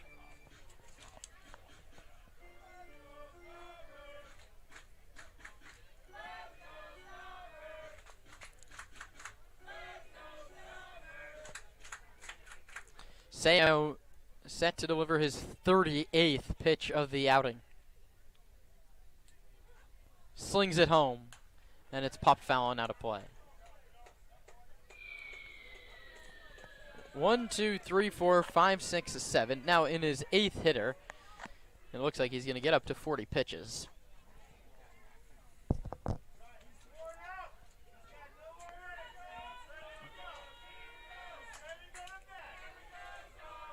Cam Taylor in the on-deck circles walked twice.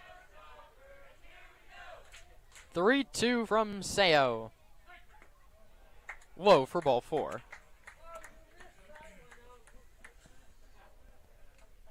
Third walk of the inning. Or, beg your pardon, third walk of the outing for Seo. The 8th for Sonoma pitching. Cam Taylor's worked 2 of those, and so now they're up to 10 free passes earned today. Matherly issued 7 free passes, 5 walks and 2 hit by pitches, and now Seo's walked his 3rd.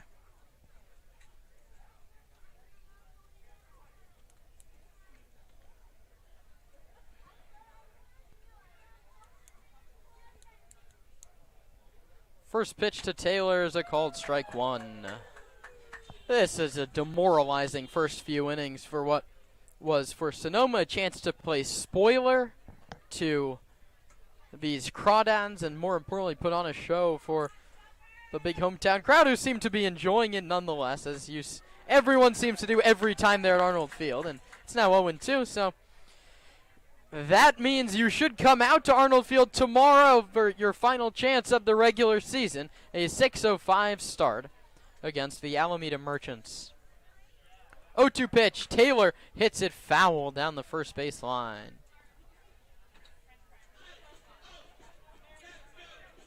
In order to get another chance at seeing the Stompers after tomorrow, you're going to have to beat Sonoma's these gonna have Crawdads. to beat these Crawdads. They're going to have to beat the Blues first if these results hold.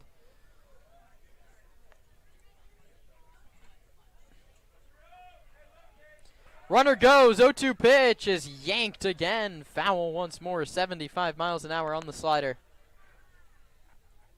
And now the pitch count for Seo up over 40, and action in the Stomper pen. It's tough for Sonoma to have to use arms. You're expecting, if you win on Tuesday, you're going to have arms ready to go on Wednesday as well. 0-2 again. The fifth pitch of the at-bat is low, 1-2. Got pitches to waste. Why not try and tempt Taylor on a slider down below the zone?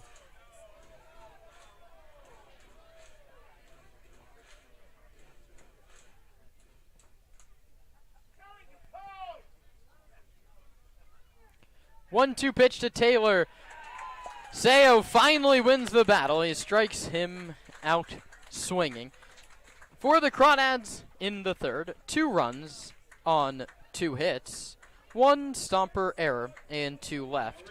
We head to the bottom of inning number 3, 6-0.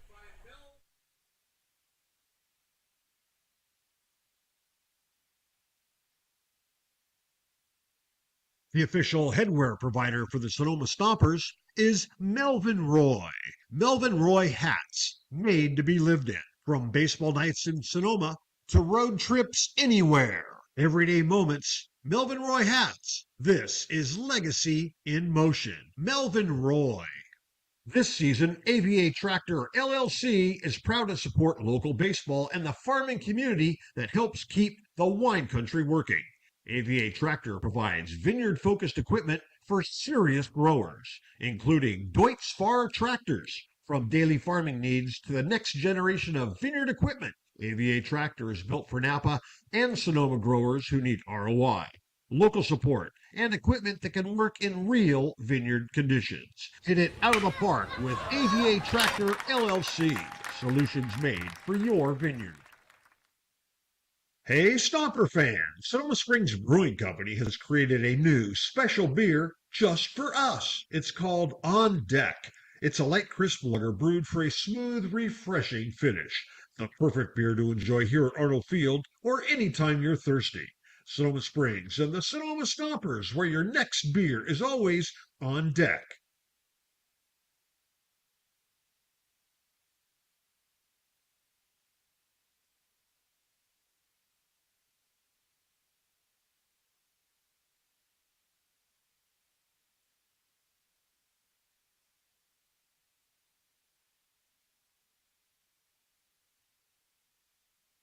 Not getting enough Stompers content?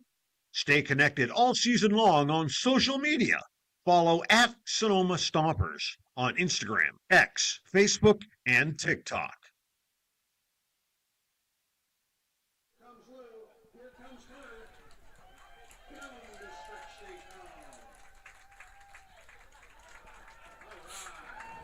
The bottom of the third inning on deck here in Sonoma. Connor Johnston, who's been on base 12 times this week and is the 9-hitter, will dig in here in the bottom of the third.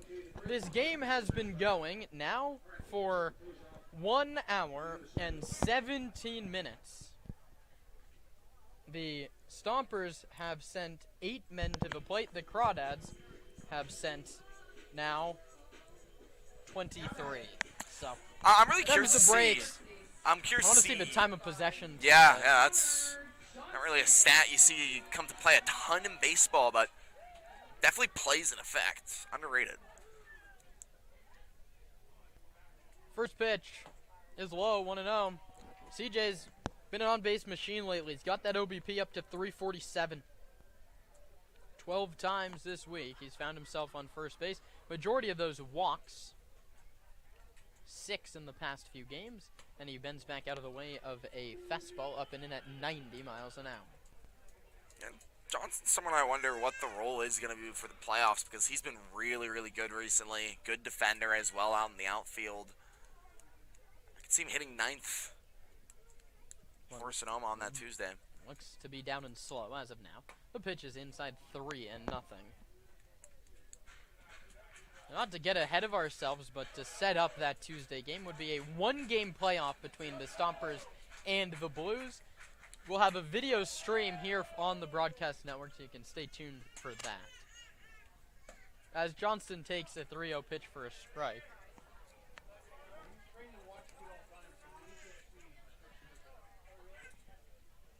Stompers have gotten a walk in the first 2 innings. Let's see what they can do in the third. Johnston hits it foul, 3-2, 90 miles an hour. Challenge pitch on the inner third.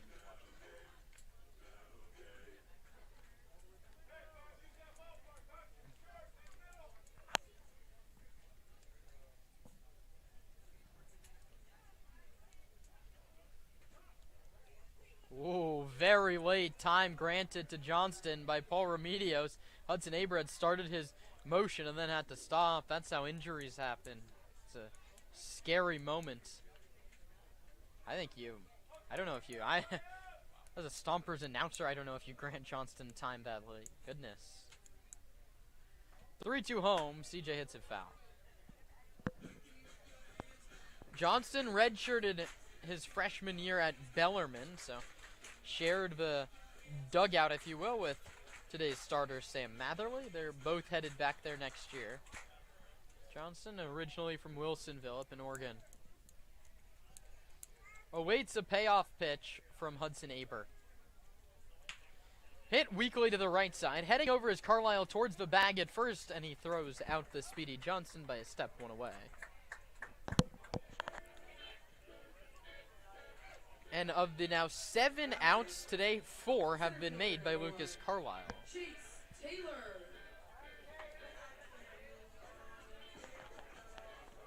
And it flips to the top in Chase Taylor, who was the first man to ground out to Carlisle. But that was unsurprising because Chase Taylor does not strike out. He's had 46 at-bats in July. He struck out only 4 times. He bounces this one foul past Jacoby Heyer in the first base coaching box. He is the perfect prototypical leadoff hitter. He walks a lot. He has 30 walks. That's second most in the CCL. And he's cut the strikeout rate way, way down. So the month of July now has been going for 25 days. He struck out only 4 times. And impressive numbers from CT, who takes inside. That is a cutter. It almost hit him 1-1. And he's playing to his scouting report from Connecticut. He was a 240 hitter there. He's a 240 hitter here in Sonoma.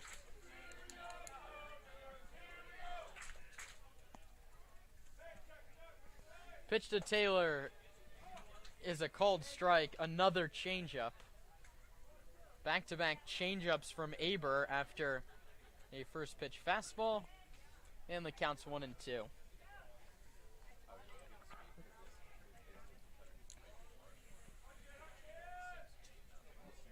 CT hits this one the opposite way. Pulasic, the left fielder, heads towards the line, and as he crosses into foul ground, he makes the catch, maybe a half step in fair territory. F7, and there's 2 away quickly here in the 3rd inning. The Stompers have had one real opportunity. Tino Vassell, with 2 outs in the 1st inning, hit a ball to the right center field gap. Carlson was motoring from first, and he ended up getting thrown out at the plate. A nice 9-4-2 relay.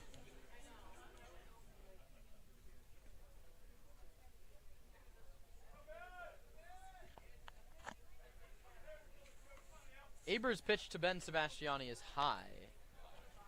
Slider that was up around the eyes of Ben.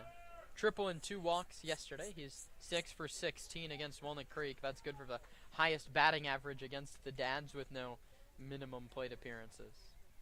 He takes a 1-0 high and tight 2-0. Ben, a pretty selective hitter.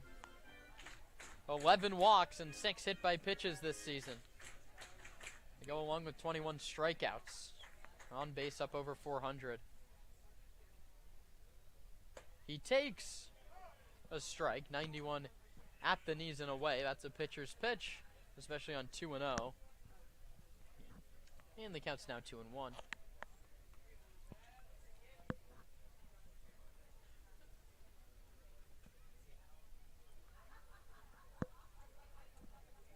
Two-1 pitch to Sebastiani, called strike, top of the zone with a slider, 2-2. Been a fascinating pitch mixing from Hudson Aber this at bat. He's worked it to an even 2-2 count. Hudson wearing the high stirrup socks delivers home, and Sebastiani chases a sweeper in the far batter's box, and the inning is over. For Hudson Aber, it's just his second strikeout, and for me, it's the end of my 3 innings on play-by-play. Stompers go quietly in the third. Nate Martin takes over for the fourth in a 6-0 game.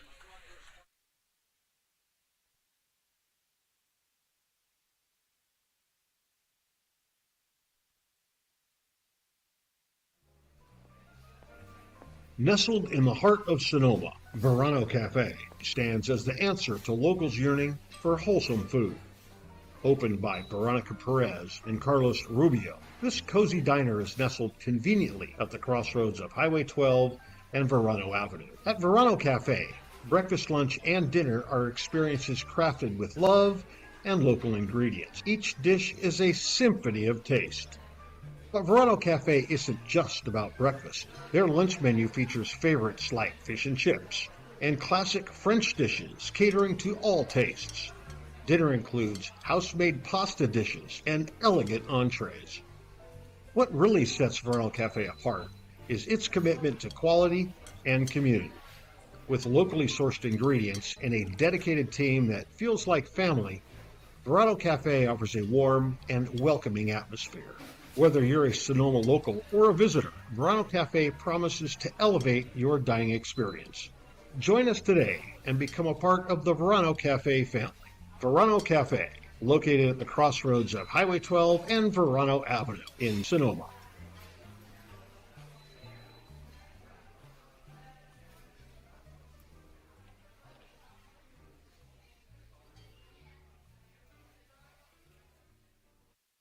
Rawhides on deck. Rawhides on deck. Oh my God! Rawhides on deck. On deck can be purchased right here at the ballpark and at Sonoma Springs Brewery, located at 19449 Riverside Drive in Sonoma.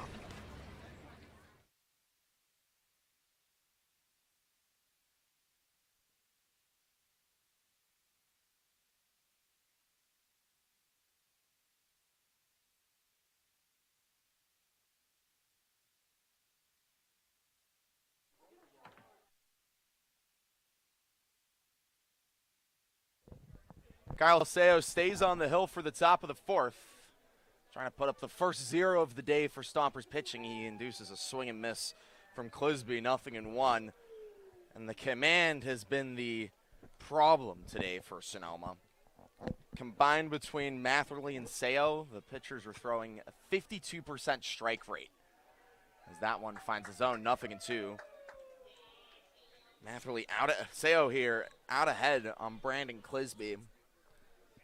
In an 0-2 count, Sonoma would just love a 3-pitch strikeout to start. That one hit over and away from the outstretched glove of Ben Sebastiani at second. A leadoff single for Brandon Clisby, who's reached all 3 times he's been up with 2 walks and a single.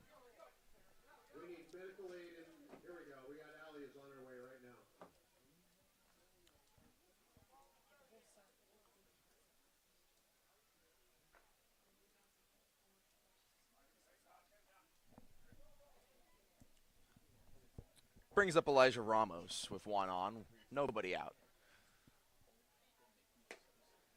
Misses outside for a ball. Ramos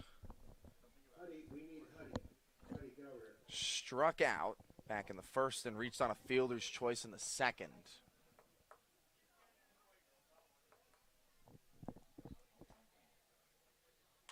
He pops that foul.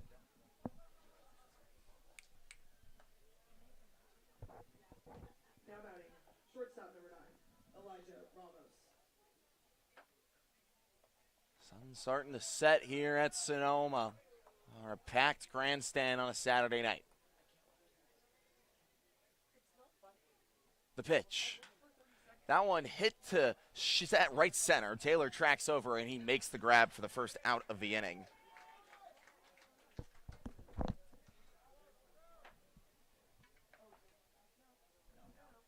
Brings up Shane Aldridge.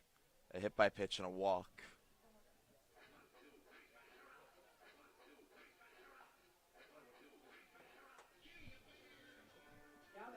Menlo College Oak playing center field today. We've usually seen Bryden Bull out there, but Brent Cummings giving him the off day. He shows bump, pulls it back. The runner takes off for second, and the throw is away and not in time. Clisby steals second. Strike on the pitch there. It's 0-1.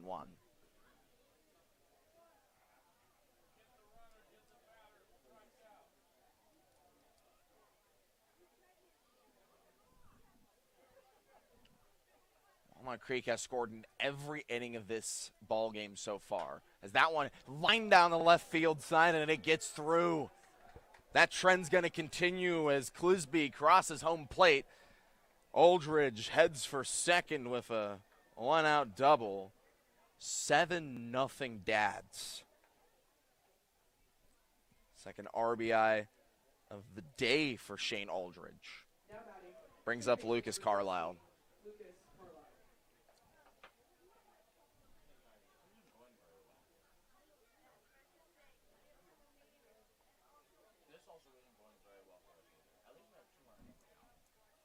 Carlisle, a fly out, and then reached on an error back in the third.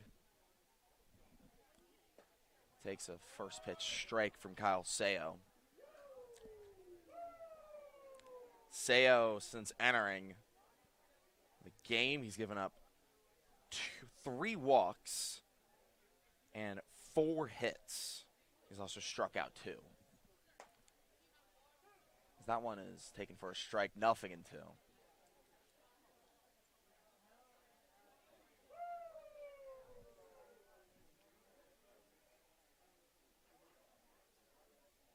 Carlisle, we had Austin Oda on the Crawdads GM earlier in the broadcast as the 1-1 comes in. That one hit the other way, and it drops in front of Wesley Bass for a hit. Brant Cummings waves home the runner. The throw is cut off, and Shane Aldridge scores the run. Lucas Carlisle stays at first for an RBI single. Walnut Creek just laying it on here, 8-0.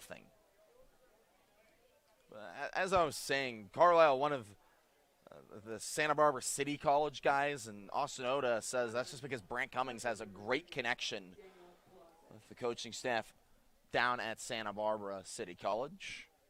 That's why they get a ton of Vaqueros. That's also why they get a ton of Gauchos from UCSB. It includes Hudson Aber, the game starter today for the Crawdads. He'll be pitching in the bottom of the 4th with no one warming up in Walnut Creek's bullpen. Seo finds his own 0-1 against Daniel Polasic, his 4th time up in 4 innings. The 0-1.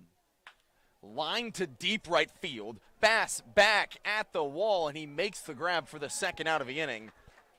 That one looked good off the bat of Daniel Polasic, but the out is recorded. He's retired for the first time all day. 2 down in the inning. Third baseman, number 15, Aiden Robles.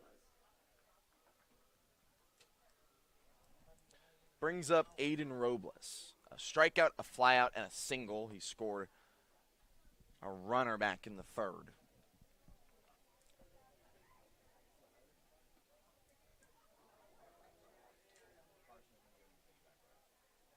The first pitch. Strike 1 over the plate. Aiden Robles, the late addition, came from his brother over at first base. Eric Robles, the coach for Walnut Creek. Austin Oda says that Robles, the younger version, has been a fresh air for this. Going out for the Crawdads, a big part of the reason why they've kind of bounced back after having a couple of injuries. TJ Woodson, their star third baseman. Green Toyota, license number 7, BDW 908.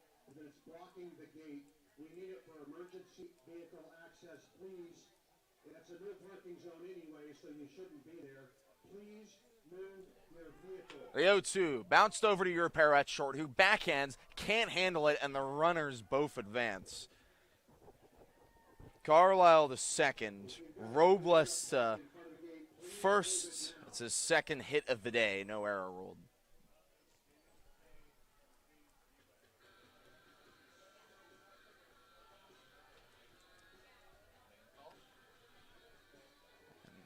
Zach Pace is out of the dugout to have a word with Kyle Sayo. Emergency vehicle access parked inside the no parking zone. Thank you very much. Get it out of the way. Remains to be seen if Sayo will face Ryan Ellis, Mr. Crawdad himself. It appears that is what's going to happen, though. As Paul Remedios heads to the mound to break up the visit between coach and players. Sayo just has to get one more out. Ellis, a hit by pitch, and a strikeout looking. The all-time leader in RBI now for Walnut Creek, the fourth-year player.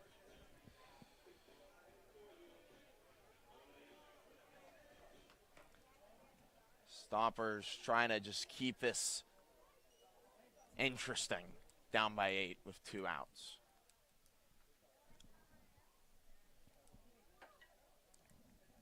Okay, Mr. Green Trip, it's still there. You're either going to move your car, guess what? They're going to break your window, and they're going to push it out of the way. So get your car out of the way. First pitch outside for a ball.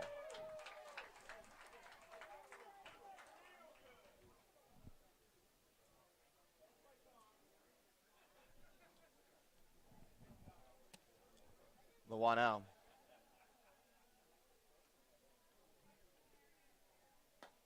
Misses outside 2-0 to Ryan Ellis.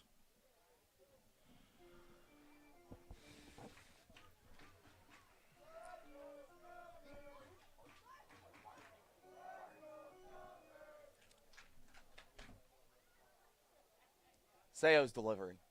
Swing and a miss. Strike one. Ellis was going for the fences there on that one. Has 5 doubles and 4 home runs on the year, hitting above 300 for what feels like the millionth season in a row. In fact, this is his 4th with the Crawdads. He's done it the last few times he's been with Walnut Creek. The 2-1. Cold strike at the knees, 2-2. Game dragging on well past the 90-minute mark here at Arnold Field, and we're still in the top of the 4th. The Crawdads dominating time of possession, as me and Karen discussed earlier. 2-2, 2 on, 2 out. Fouled, will do it again.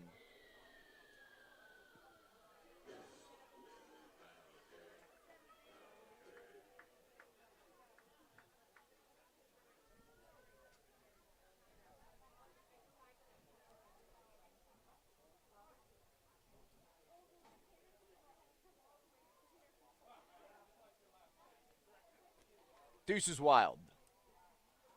Outside ball 3. Sonoma just needs an out. Get your offense a chance in this game.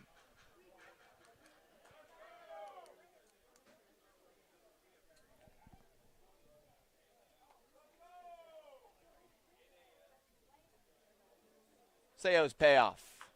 Bounced foul. Runners have to head back to second and first, respectively. That's Carlisle at second and Aiden Robles at first. So far this inning, 3 hits and 2 runs. Ryan Ellis threatening for more. He's always someone you can rely on to get hits for Walnut Creek. Sayo's payoff once more. The runners go. That one hit high to left center, not deep. Johnston makes the grab for the final out of the inning. The side is retired for the Crawdads. 2 runs on 3 hits, 2 left. We head to the bottom of the 4th in a 8-0 ball game. The Crawdads lead.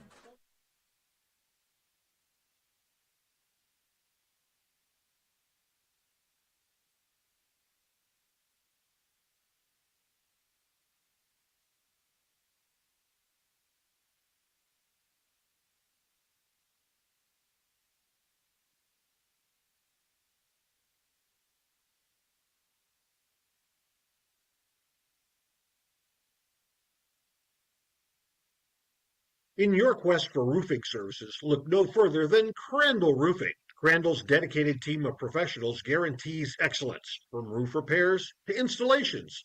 Crandall delivers top-notch solutions with unmatched value. Crandall Roofing uses only Class A fire-rated materials, and Crandall Roofing is certified by the manufacturer to extend warranties up to 50 years of coverage. Crandall Roofing's simple pricing for roof services ensures transparency and ease. With straightforward rates and no hidden fees, Crandall Roofing makes roofing solutions accessible for all. Let your next roof be your last roof. Crandall Roofing, Diamond Certified, and proud partner of the Sonoma Stompers.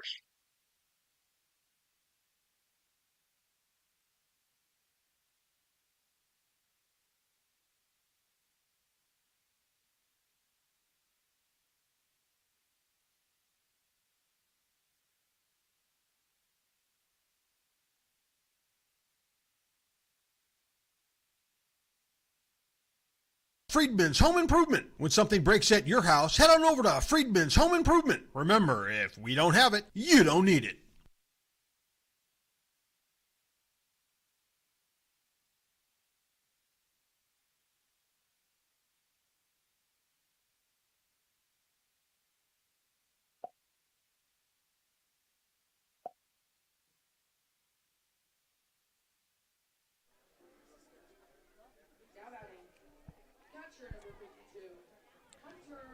Heart of the order up for Sonoma, trying to put up the game's first run for the Stompers. Their trail 8-0 against the Crawdads, who with a win, and if results hold down in San Luis Obispo, can clinch first place in the CCL North. First pitch to Carlson is a strike outside, 0-1. And the implications for that are big. Every single year there's been a team that finishes first and gets the bye in this format. They've advanced to the CCL title series. That included Sonoma last year against these Crawdads on a walk-off from Nick Sebastiani. Sonoma locked into the 3 seed as Carlson takes outside for a ball 1-1.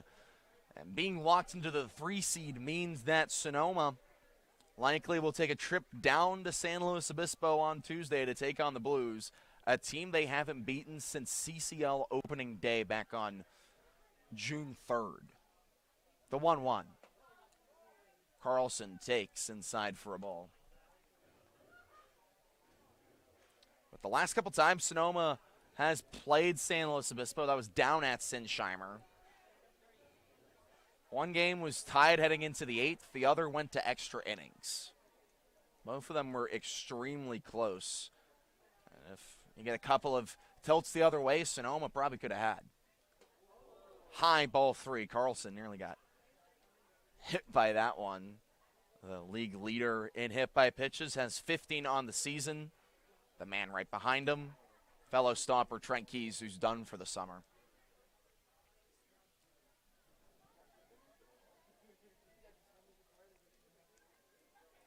Hitters count to Carlson. Popped foul and out of play. He'll see a 3-2 pitch from Hudson Aber, who stays in the game after 3 very solid innings. Only 1 hit allowed and 2 walks.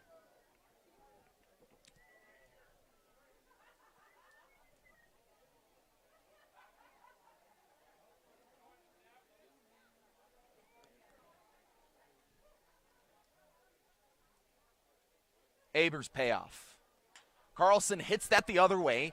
Pulasic runs onto it, and he makes the grab for the first out of the inning. We've seen Hunter Carlson go opposite field more in the recent weeks.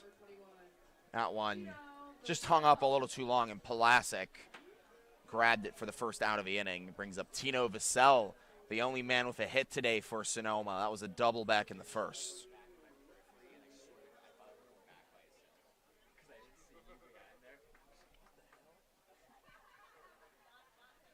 Righty lefty matchup.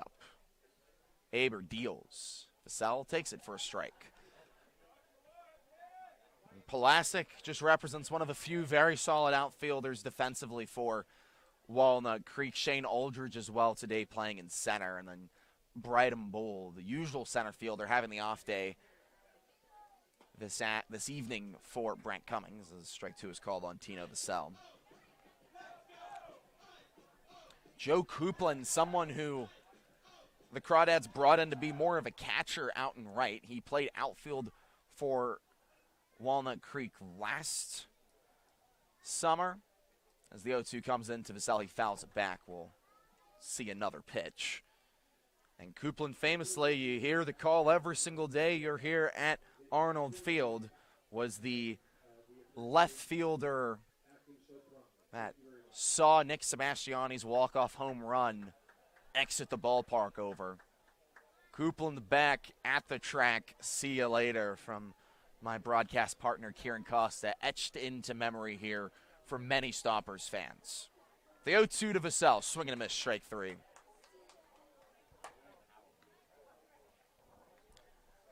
We are certainly far away from a walk-off win against the Crawdads tonight. The Stompers trail by 8. Gage McCown tasked with getting the inning alive with 2 down.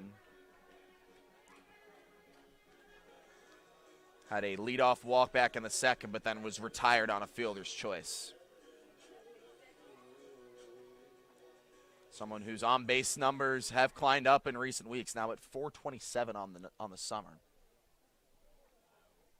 Aber's first pitch.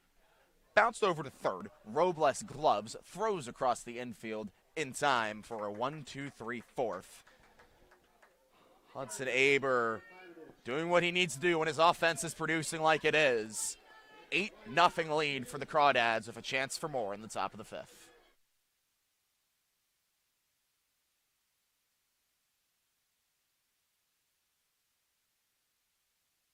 The official headwear provider for the Sonoma Stompers is Melvin Roy.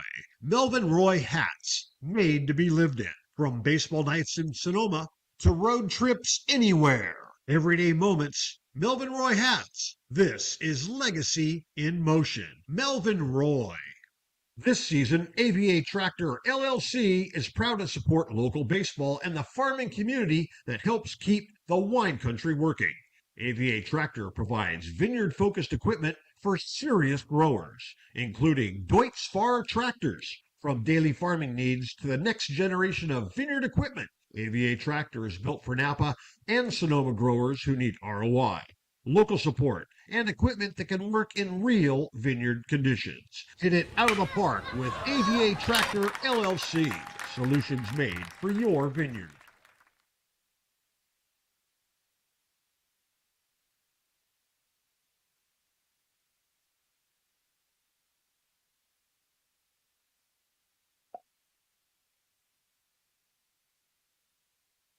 Rawhides on deck. Rawhides on deck. Oh my God. Rawhides on deck. On Deck can be purchased right here at the ballpark and at Sonoma Springs Brewery, located at 19449 Riverside Drive in Sonoma.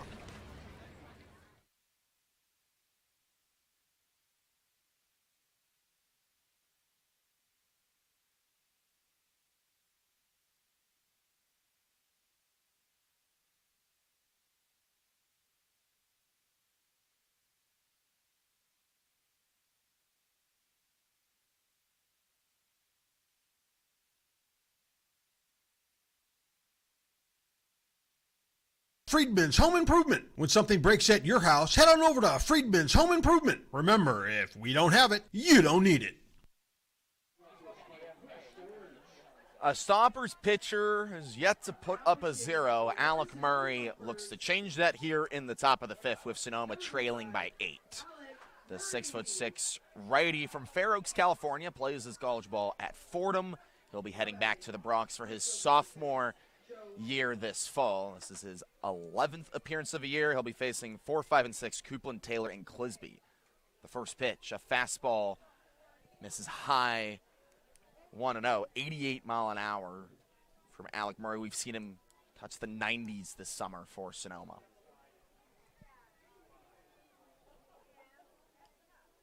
The 1-0 to Coupland. Gets the back screen, ball 2. Coupland reached on a catcher's interference back in the first. He struck out in the second. He walked back in the fourth. He's ahead 2-0 early against Alec Murray.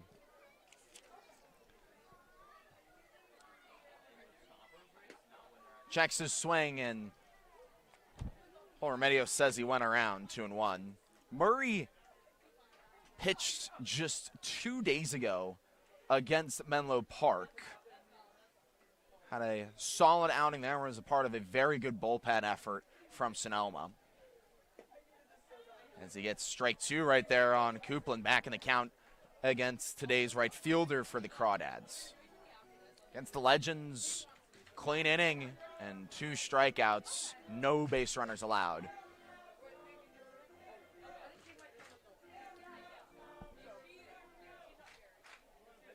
He's in a 2-2 count against the first batter he faces, Joe Coupland. Gets a swinging strike 3. For the first time all day, the leadoff batter is retired for Walnut Creek. 1 down to bring up Cam Taylor. 2 walks and a strikeout today for the first baseman from Abraham Baldwin Agricultural. Hitting .222 in the second half of the season with Walnut Creek. He was a late add for Brent Cummings. And fouls it back, 0-1. Of course, was a 2025 Crawdad as well. Powerful lefty, 2 long balls on the year, one of them against Sonoma. I was here at Arnold Field, went the opposite way. An impressive showcase of power. The 0-1. Swing and a miss, 0-2.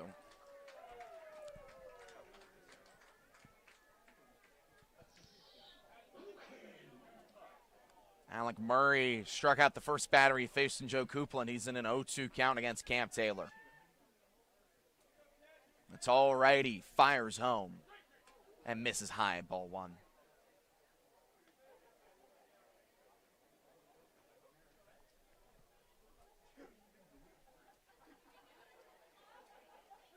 The lights are on. The blue skies still paint the Sonoma night as that one is lined to left center. Taylor comes in and makes the grab for the second out of the inning. Alec Murray has retired the first 2 batters he's faced. Now batting, catcher number 27, Brandon Clisby. This is the first time all night the Stompers have retired back-to-back batters. Brandon Clisby today has reached all-time every time he's been up. He represents Murray's 3rd and final out of the inning. The first pitch, a called strike, and that's how you get outs in the CCLs, getting ahead in the count if you're a pitcher. So many times Matherly and Seo fell behind. Matherly, command was the issue. Seo allowed 6 hits. Murray has retired the first 2 he's faced. The 0-1 misses up and in, ball 1. Clisby was the first man to face Kyle Seo. He walked against him as he did against Sam Matherly. Had a single back in the 4th, his second time up against Seo. The 1-1. Breaking ball fouled, 1-2.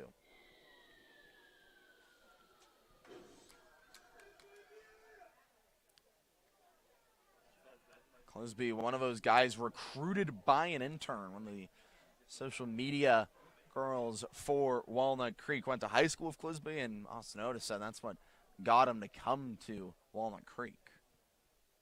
He's in a 1-2 count. Bounces it over to Europero, who gloves throws him out at first. A 1-2-3 fifth. Hallelujah for Sonoma. We head into the bottom of the 5th. 8-run game. Stomps need to start the comeback.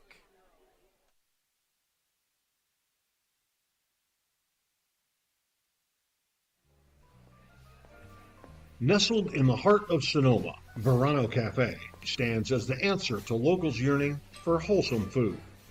Opened by Veronica Perez and Carlos Rubio, this cozy diner is nestled conveniently at the crossroads of Highway 12 and Verano Avenue. At Verano Cafe, breakfast, lunch, and dinner are experiences crafted with love and local ingredients. Each dish is a symphony of taste. But Verano Cafe isn't just about breakfast. Their lunch menu features favorites like fish and chips and classic French dishes catering to all tastes. Dinner includes house-made pasta dishes and elegant entrees. What really sets Verano Cafe apart is its commitment to quality and community. With locally sourced ingredients and a dedicated team that feels like family, Verano Cafe offers a warm and welcoming atmosphere. Whether you're a Sonoma local or a visitor, Verano Cafe promises to elevate your dining experience. Join us today and become a part of the Verano Cafe family.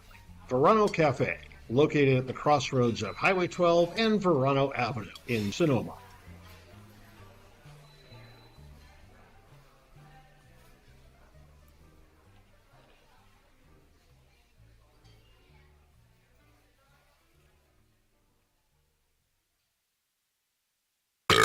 Can I have another beer, please?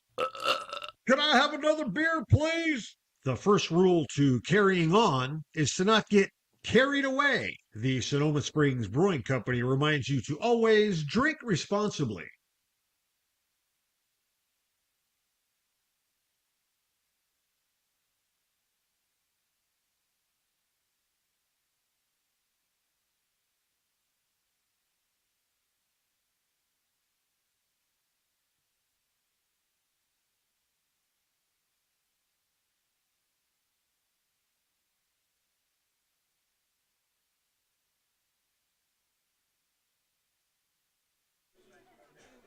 Hudson Aber continuing to do what he's done all year for Walnut Creek. 4 shutout innings through 57 pitches. He's facing Europero, Bass, and Shepler, 6, 7, and 8 from Sonoma in an 8-0 game. The Crawdads lead.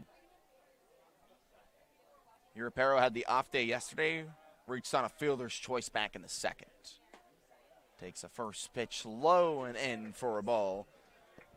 Someone who just a couple weeks ago was below the Mendoza line, now hitting .234. We've seen an improvement in power as well. Took him a couple weeks to get his first extra base hit on the year for Sonoma, as he takes a big swing and a miss there, 1-on-1. That was 5 doubles and 2 home runs on the year.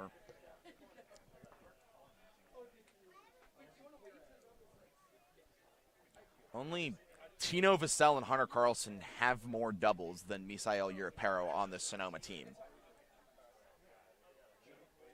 He gets a 1-1 pitch and fouls it the other way towards the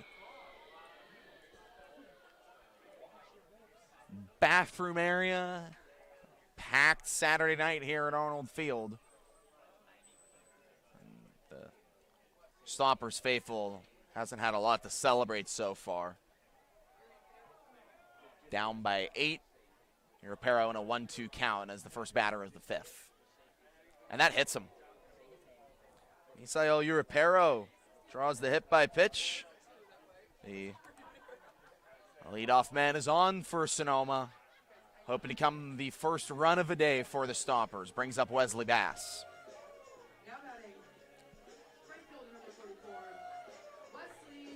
Bass also reached on a fielder's choice back in the second. So that's the 7th time of the year Misael Europero has been hit by a pitch. Hunter Carlson, today's catcher, leads the CCL in hit by pitches. Trent Keys is in second. Shut down for the season just a couple of days ago after an injury. First pitch to Bass. Big swing and a miss, 0-1.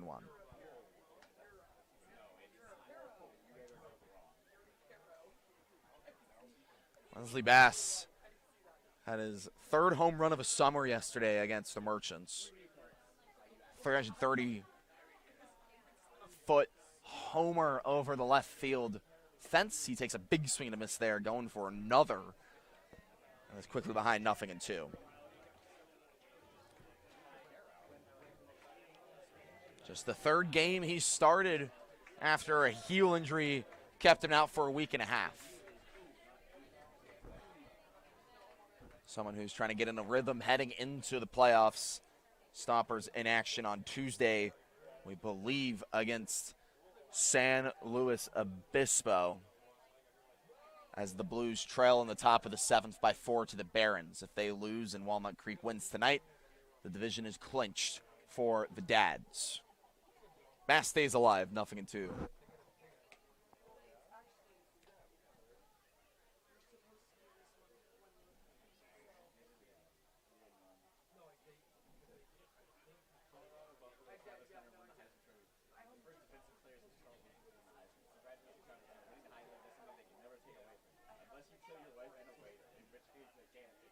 The 0-2. Low and in the dirt. The runner holds up at first. Bass takes his first ball of the evening. He's not someone who walks a lot, Wesley Bass. Only 6 on the year to 16 strikeouts.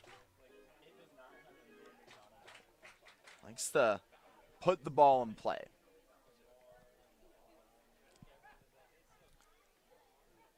Trying to spur some offense here for Sonoma. Takes outside again, ball 2. Similar pitch from Aber.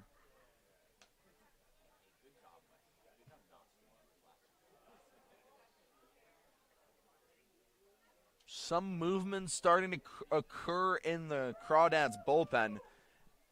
Aber, somewhere in the 60 pitches count here in the bottom of the 5th. The 2-2 is hit to left center. Pulasic and Aldridge come in, and it's the left fielder, Pulasic, who makes the grab in shallow left field for the first out of the inning. 1 down with 1 on to bring up Anthony Shepler, who struck out swinging to end the second. Shep below the Mendoza line, but a powerful lefty that can get runs at a moment's notice for Sonoma. 2 doubles and 4 homers. He's got 16 RBI on the year. 9 of those came in 1 game against the Santa Maria Indians back on July 3rd.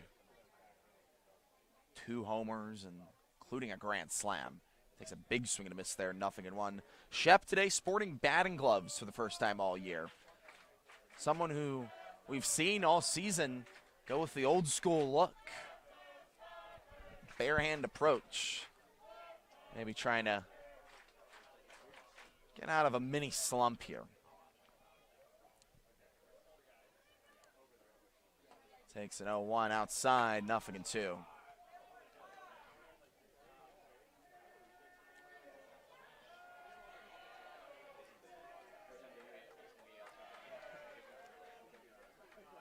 Shepler's last hit 4 games ago against the Seagulls. He's 0 for 11 since then. Make that 0 for 12, strike 3 swinging. Second time Shepler is retired via the swinging strikeout. Brings up Connor Johnston, who's someone who's had a great couple of days recently. He's reached more times than he's been out this week.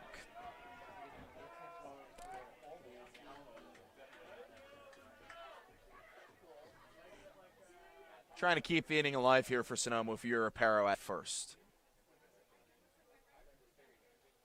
The first pitch, strike 1.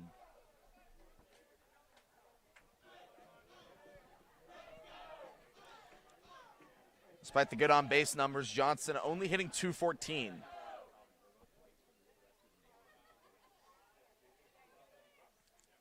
He's behind 0-1, gets the pitch, and bounces it over to second. Carlisle comes on, throws across his body, but not in time, and it gets away from Taylor. Europero happily heads into third and stays there. Runners at the corners for Sonoma. Ruled a hit for Johnson, his first of the day, just the second for Sonoma, and then a throwing error that allows Europero to get the third.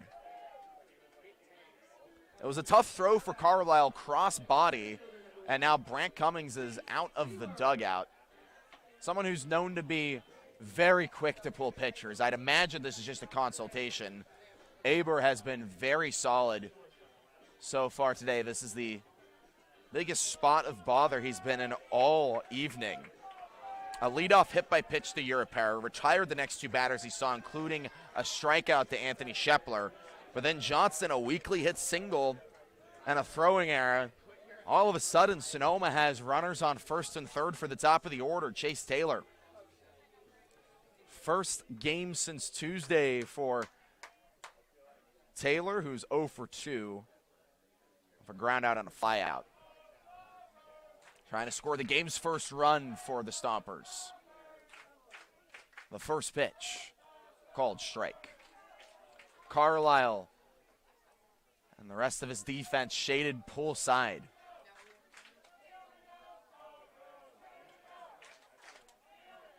Big gap in right center. If Taylor can find it, would be his 6th double of the year. He pops it up instead, out of play.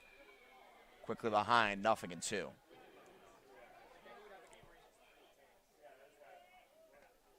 Aber, after allowing just the 2nd hit of the day, quickly ahead here, 0-2 on Chase Taylor.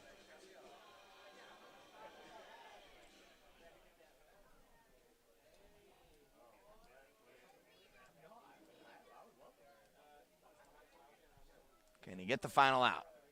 Misses high instead, ball 1.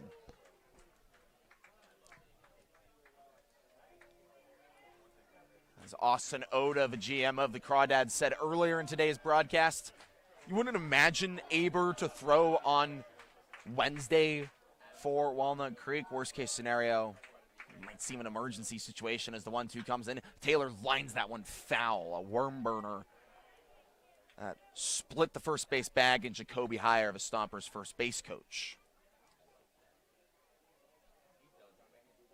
But a good chance that Aber is the starter in one of the title games on Friday, Saturday, or Sunday.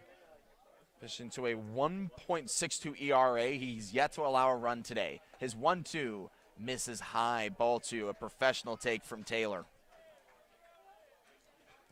Is in danger of giving up the first run of the game with Europero at third and Johnson at first. Taylor, 12 RBIs on the year, primarily been working as the leadoff man. It's the 2-2 and takes it outside ball 3. Clisby nearly lost his balance popping for that one. Full count. A walk would load the bases for Ben Sebastiani, who's done damage against these Crawdads in the past.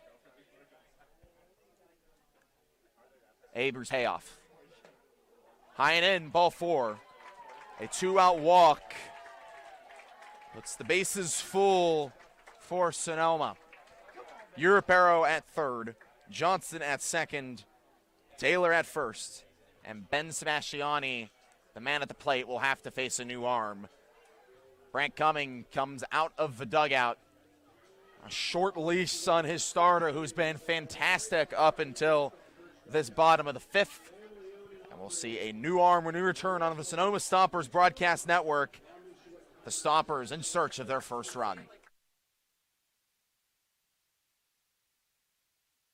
Local expertise worldwide. Sotheby's International Realty is well known for their exceptional real estate agents that distinguish themselves in communities all over the world. To learn more about real estate in Napa, Sonoma, San Francisco, and the rest of the Bay Area, or around the globe, contact Sotheby's International Realty Wine Country Brokerage at 707-935-2288. That's 707-935-2288. Sotheby's International Realty.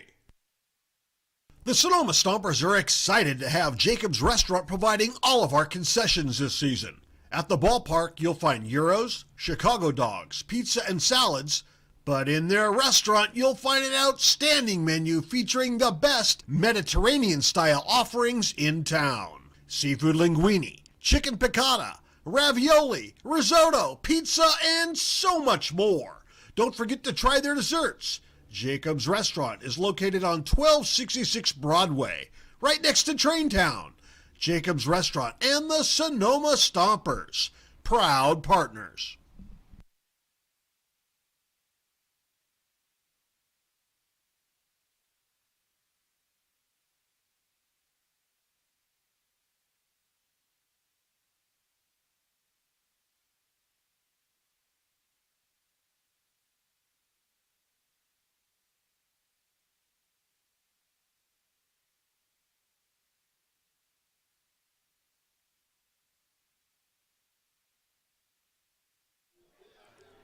Austin Bolello enters the game with the bases loaded and 2 out here in the bottom of the 5th. Ben Sebastiani has a chance to cut the lead in half. With a grand slam, it would be an 8-4 ball game.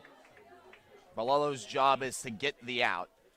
A lefty Stands 5'10" from Orinda, California. Plays his college ball at Willamette. Finds the inside of his plate, 0-1. The last 2 appearances for Bolello have been against these Stompers. The first, he pitched an inning and allowed 2 hits and a run. The second, 2 2/3 of scoreless baseball. He misses outside for a ball, 1-1. Had 2 hits then, but also struck out 2.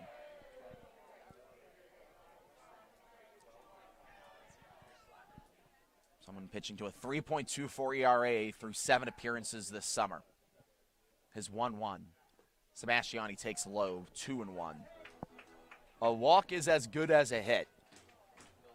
With the team leader in average and the second highest RBI count in the league, Hunter Carlson on deck, Sebastiani can be patient against Bolello. The 2-1. Big swing and a miss, 2-2. Bolello, a strike away from leaving the bases loaded. Sebastiani 0 for 2 today with a strikeout back in the third. He's the first man to face the new arm. Lefty-righty matchup. The 2-2. Bounced foul. I'll do it again. Sebastiani, someone who loves a good battle. Had a couple of walks yesterday against the Merchants. Also a 2-run triple. That was the difference in an 8-6 win for Sonoma. A triple would clear the bases for Sonoma. The 2-2. Swing and a miss, strike 3. Austin Bolello leaves him loaded and helps out his starter, Hudson Aber, who pitched 4 2/3 innings of scoreless baseball. We head into the top of the 6th. 8-0 in the Crawdads lead.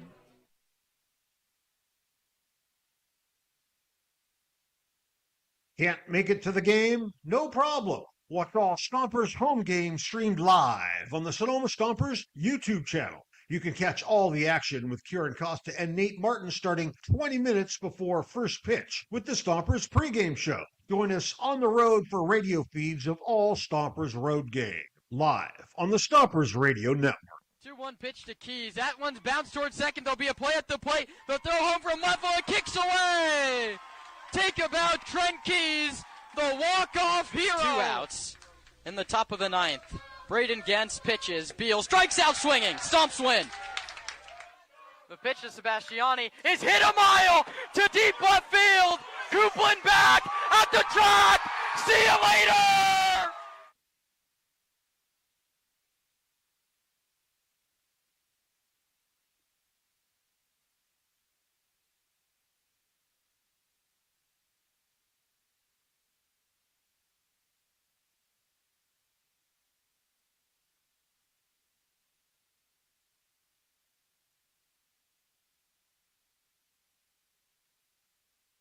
At Ricci Vineyards, we feel that wine and baseball are the perfect pairing, and we are proud supporters of our Sonoma Stompers. Our family-run vineyard has been farming and growing grapes and carneros for over 40 years. We encourage you to witness our wine journey and check out our selection of boutique offerings at RicciVineyards.com.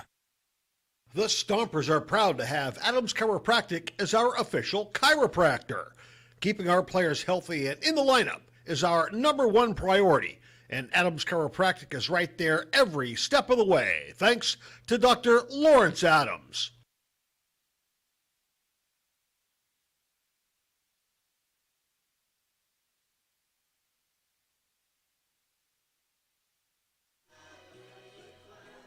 Despite the Stompers being down by 8, Arnold Field still rocking a crowd of over 500, belting out Sweet Caroline as we head into the top of the 6th. Aiden Tinsley comes into the game to face the bottom of the order. Ramos, Aldridge, and Carlisle.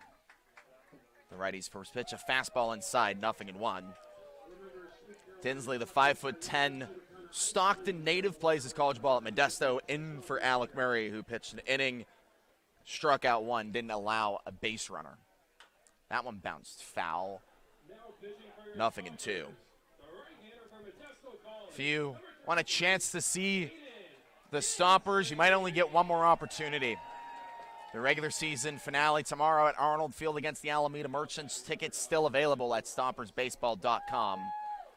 If Sonoma wants a chance to play at Arnold Field again next week, well, they're going to have to beat the Blues and Crawdads as Tinsley strikes out the first batter he sees. Elijah Ramos 0 for 4 today. The former Stomper, and really one of the only Crawdads yet to really do anything today.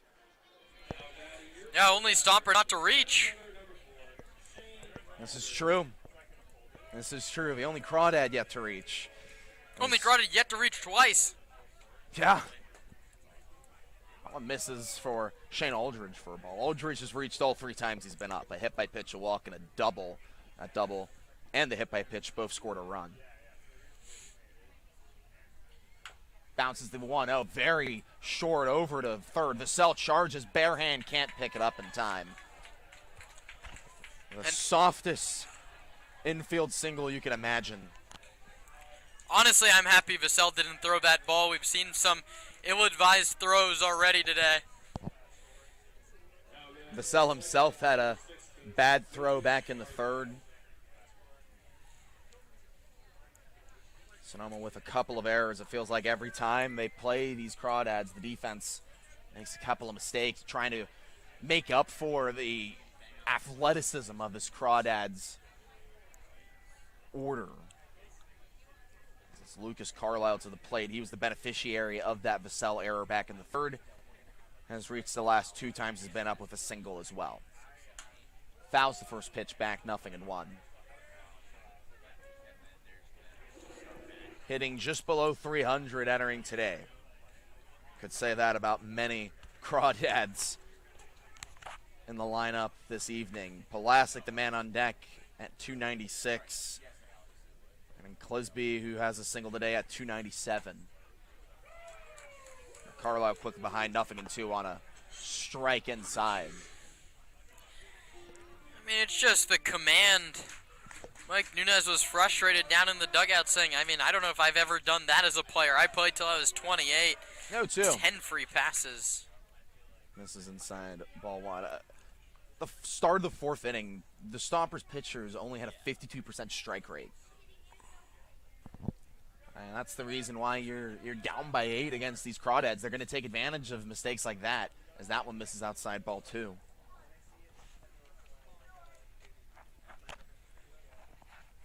Tinsley, to his credit, not someone that walks a lot of guys. 3 free passes issued on the year through 12 innings. This is his 9th appearance. Just misses low, ball 3 to Lucas Carlisle. One of the better relievers for Zach Pace, a 3.75 ERA. 12 strikeouts on the season. Entering today, now has 13. Aiden Tinsley, Riley Dickey, the 2 Modesto JC guys. Bounced foul, going to get another chance to strike out Carlisle after he spoils that one. I think both of them could be going again on Tuesday.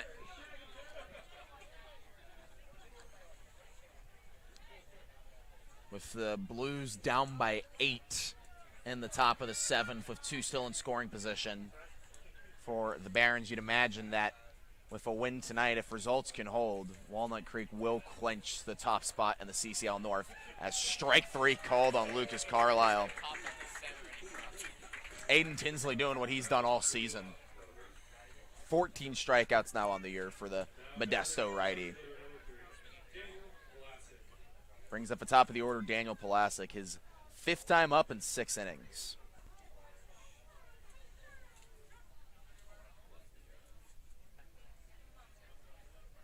The first pitch. Called a strike to the lefty, 0-1. 2 walks and a single. Pulasic was then caught stealing. After that single, the other 2 times he's been on, he's scored.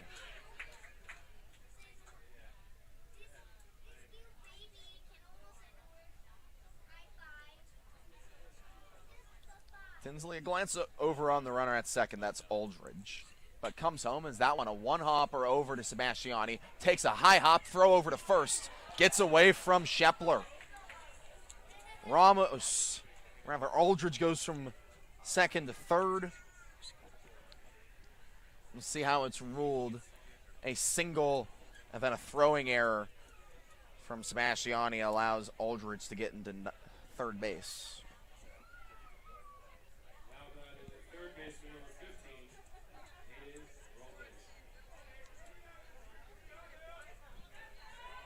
Third error of the day for Sonoma. We've seen multiple games this summer where the Stompers have put up 5 errors against these Crawdads. We're still on the top of the 6. That one bounced foul. 0-1.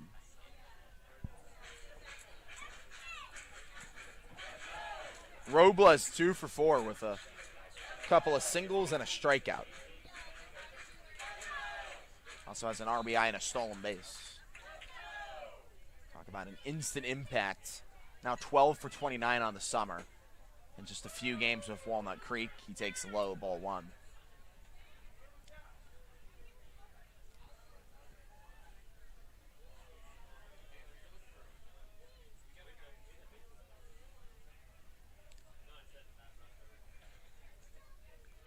That one popped up, very shallow right. Bass, Sebastiani, and Shepler run into foul territory. Bass dives out, but comes up with nothing. That one was out of play.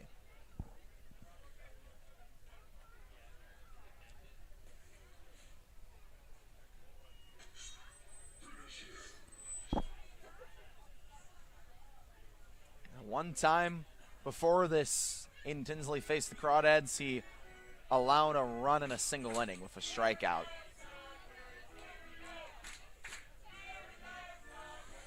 Trying to leave Aldridge at third, Pulasic at first. He's in a 1-2 count against Aiden Ramos, who's already struck out once today.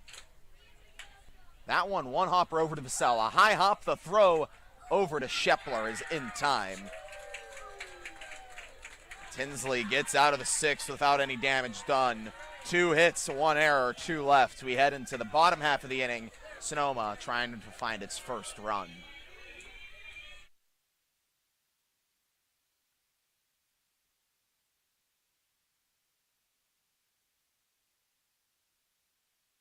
Can't make it to the game? No problem. Watch all Stompers home games streamed live on the Sonoma Stompers YouTube channel. You can catch all the action with Kieran Costa and Nate Martin starting 20 minutes before first pitch with the Stompers pregame show. Join us on the road for radio feeds of all Stompers road games, live on the Stompers Radio Network. 2-1 pitch to Keys. That one's bounced towards second. There'll be a play at the plate. The throw home from left field. Kicks away. Take a bow, Trent Keys, the walk-off hero. 2 outs in the top of the 9th. Braden Gens pitches. Beal strikes out swinging. Stomps win. The pitch to Sebastiani is hit a mile to deep left field. Coupland back at the track. See you later.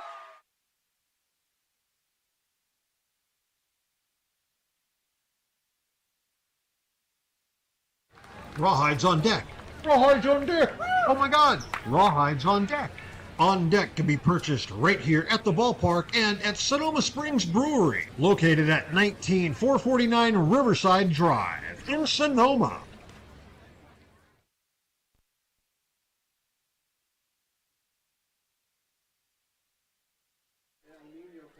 First responders night here at the ballpark presented by Friedman's. Friedman's just gave away a Friedman's bucket full of swag.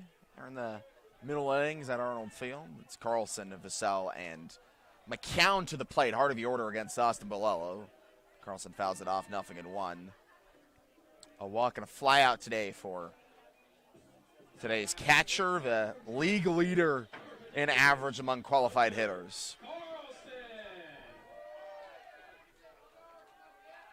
He gets an 0-1 from the lefty Bolello and takes it low, 1-1. Bolello came in with the bases loaded back in the 5th and struck out Ben Sebastiani to prevent Sonoma from scoring its first run of the game. Stompers trail by 8 currently. The 1-1. Outside ball 2.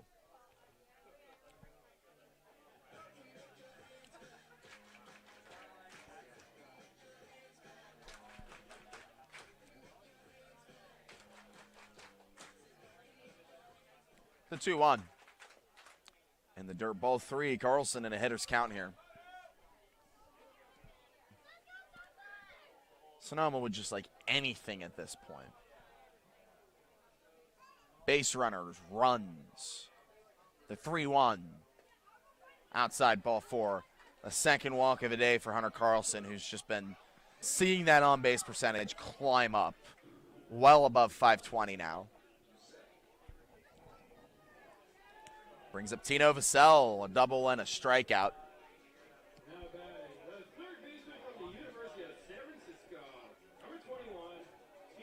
328 average, 35 RBIs on the year. Trying to get the first RBI of night for Sonoma. The first pitch. Away for a ball.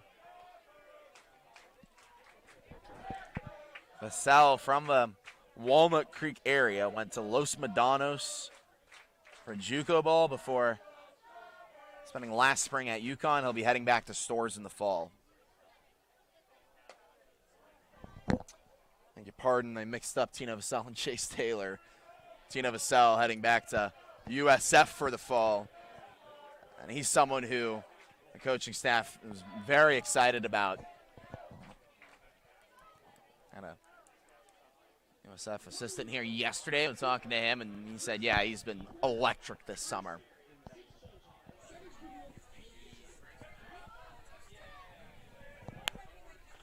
Seven doubles, 3 triples, 5 home runs, 35 RBIs. How would you not be excited by that? Yeah, has a job to earn. I've talked to a couple people at USF and says it's go time for Tino. He had such a good fall last year. If he follows that up, he could find himself in an everyday role once again. A 2-0. Bounced over to first, could be 2. Taylor throws over to second for 1. The throw back to first, not in time.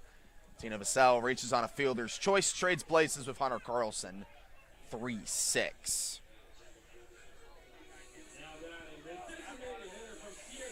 Brings up Gage McCown. First righty of the inning. Bolello has allowed both lefties to reach. The southpaw struck out the one righty he faced back in the 5th, and Ben Sebastiani. McCown walked back in the 2nd, grounded out back in the 4th. Has 4 doubles and 2 homers, a couple of his doubles against Walnut Creek. Takes the first pitch for a ball, 1-0.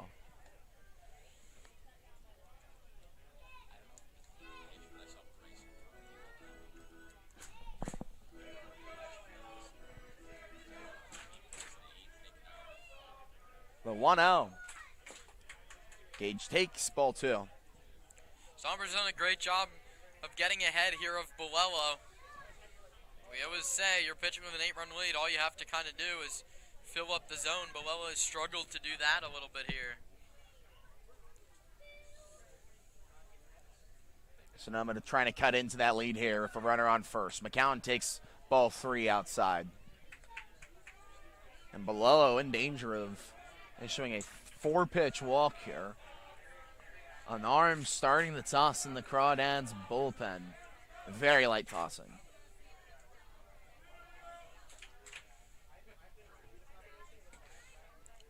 McCown wasn't even interested at that one. Strike 1. Stood up.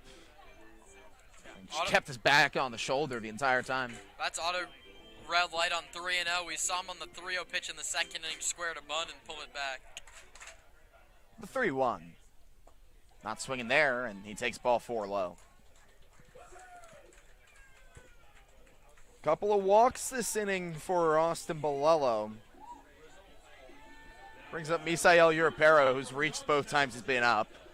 Grounded out into a fielder's choice, and then he got hit by a pitch. The only Stomper to make it to 3rd so far this ball game.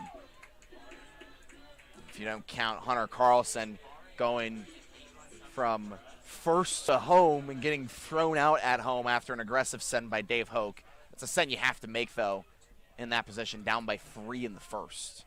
Urapero takes the first pitch called for a strike.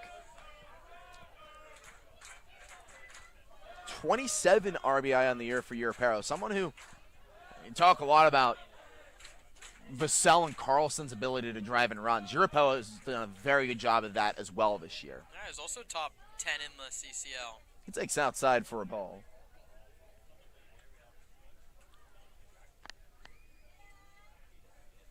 Just looking to score, keep the inning going here. 1 ball, 1 strike, 1 on. Time to start first, chipping away. 1 on second. 2 in the 6th, 2 in the 7th, 2 in the 8th, 2 in the 9th. There you go. Easier said than done as Europero takes outside for a ball. Or 8 in the 6th, and then we're Now that would all be level special. once again. Now that'd be really something. Maybe we bring Austin back up here. Things weren't going too bad when he was here. I think Stompers only allowed 1 run that inning. Well, since I've been here, they haven't allowed a run either in the 5th and the 6th. Swing and a miss, strike 2. But I'm always here, so Austin Oda really was a treat back in that second inning. Austin Oda, the Stompers' good luck charm. Never thought I'd see the day. I think the Stompers would take anything for a good luck charm. Maybe those Maybe the geese geese. can come up We from have a good Walnut luck Creek geese or when we need Menlo Park. 2-2. Europero looks at it outside, ball 3. It's a great leave. Got to keep the line moving. 1 run means nothing at this point in the ballgame. You just have to do anything you can to keep the line moving. Wesley Bass on deck, had a home run last night. The 3-2. Popped up on the infield. Ramos gets under it. The infield fly roll is cold. And the second out's recorded. That didn't really keep the line moving. No. By definition, the line is moving because there is another batter up, but it's still the exact same situation Europero's in for Bass. Runners on first and second, now with 2 out. Bass 0 for 2 today. Reached on a fielder's choice and then flew out to left.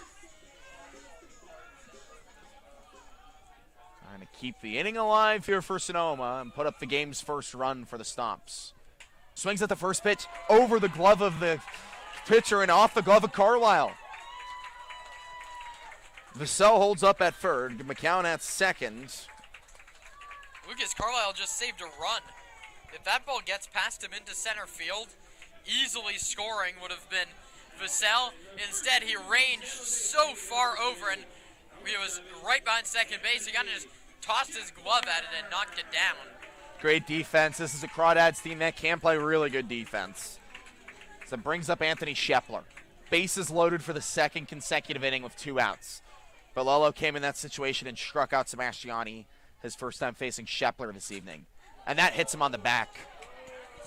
The Stompers' first run of the night comes on a RBI hit by pitch for Anthony Shepler. His 17th run batted in of the year. Second game in a row with the hit by pitch. It's 8-1. And now Brant Cummings is out of the dugout. A consultation with his pitcher, perhaps, after a 2-out single, then a hit by pitch and back-to-back pitches.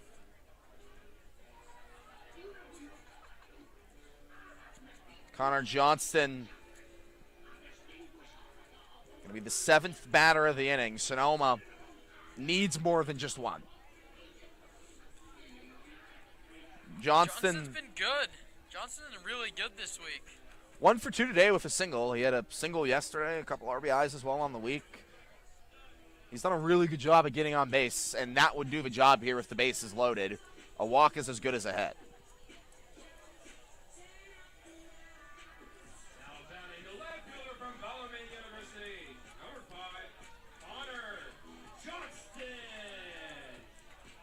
Lefty-lefty matchup. Balolo's command could be going away here after a hit by pitch. He comes home and misses low off of the knees of Clisby, but just enough in front of the catcher to hold the runners.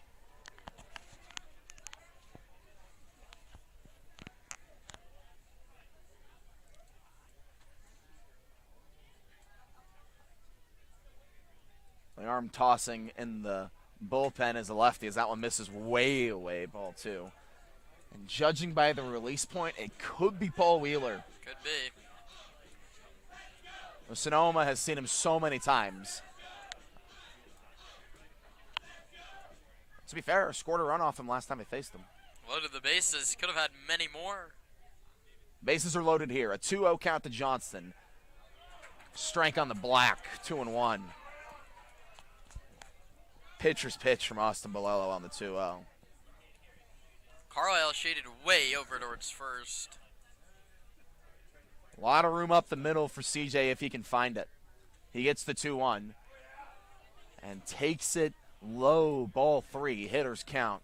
Really good zone today from Paul Remedios. Good Paul Cole. Good Cole Pole, as Austin Oda called him. So it's a hitter's count to Connor Johnston. Take strike 2. All right. At the knees, maybe a little below it. Very similar spot as the last pitch called the ball. I don't blame Johnston for taking that at all. Everyone's running. Carousel begins. The 3-2 with 2 out. Johnston hits it over to third. Robles gloves, throws over to first. The inning is over, but not before Sonoma. It's first run of a day on 1 hit. A couple of walks and a hit by pitch. We head into the top of the 7th and an 8-1 ball game. Kieran Costa back on play-by-play here on the Sonoma Stompers Broadcast Network.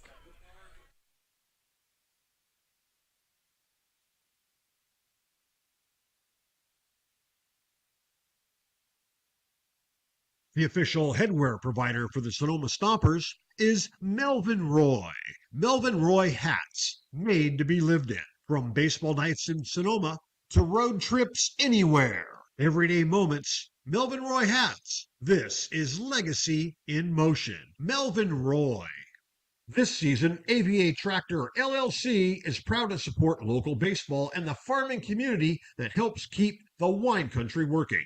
AVA Tractor provides vineyard-focused equipment for serious growers, including Deutz Fahr tractors. From daily farming needs to the next generation of vineyard equipment, AVA Tractor is built for Napa and Sonoma growers who need ROI, local support, and equipment that can work in real vineyard conditions. Hit it out of the park with AVA Tractor. The official headwear provider for the Sonoma Stompers is Melvin Roy. Melvin Roy hats, made to be lived in. From baseball nights in Sonoma to road trips anywhere. Everyday moments, Melvin Roy hats. This is legacy in motion. Melvin Roy. This season, AVA Tractor LLC is proud to support local baseball and the farming community that helps keep the wine country working. AVA Tractor provides vineyard-focused equipment for serious growers, including Deutz Fahr tractors. From daily farming needs to the next generation of vineyard equipment, AVA Tractor is built for Napa and Sonoma growers who need ROI, local support, and equipment that can work in real vineyard conditions. Hit it out of the park with AVA Tractor LLC. Solutions made for your vineyard.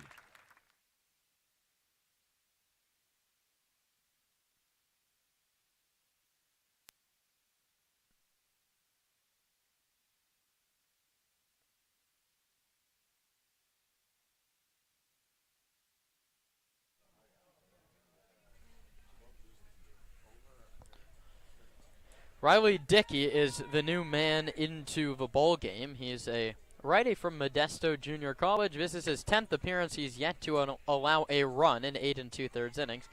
He's struck out 8, he's walked 2, and allowed just 4 hits. Gage McCown up in the bullpen. Loosening for the Stompers. This is the middle inning plan. Tinsley, Dickey, and McCown for Tuesday and slow, and out to the mound goes Hunter Carlson to get on the same page about the signs with the new man. Tinsley, his Modesto Junior College teammate, went an inning, gave up 2 hits and stranded both of them with a couple of strikeouts in the process. Riley, now the 5th man to throw today for the Stompers, who trail at 8-1. Ellis, Coupland, and Taylor, the meat of the order. Right on left, Dickey fires. Oh, called strike 1. Fastball from Dickey at 85.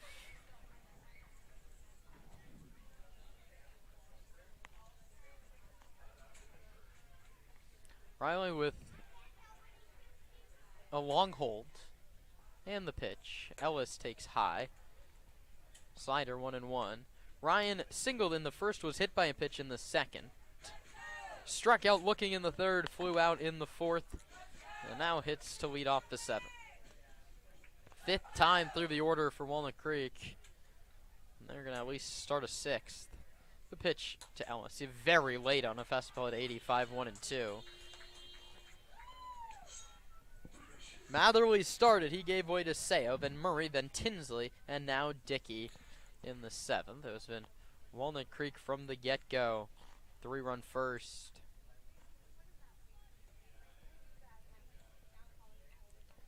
1-2 pitch. Dickey looking to put away Ellis. He misses outside, went back to the fastball, ticked it up to 86. The bullpen is doing exactly what the bullpen, really the back end of the bullpen, has done all year. Murray put up a 0, Tinsley put up a 0. Dickey, first man he's facing in a 2-strike count against Ellis. I mean, that's a good position to be in against Ryan Ellis, we all know. But 2-2 is hit foul. And Ellis will battle. 22 walks to 15 strikeouts on the year. Ellis, a veteran guy, is entering his 5th year. This is his 4th year playing for Walnut Creek. Beat Austin Oda by a couple days. 2-2 pitch from Riley Dickey. Just outside, in and out of the glove of Carlson. That's the curveball from Riley. Ellis played at St. Mary's and then UT Arlington and now Sacramento State. He'll go back there for his final year of eligibility.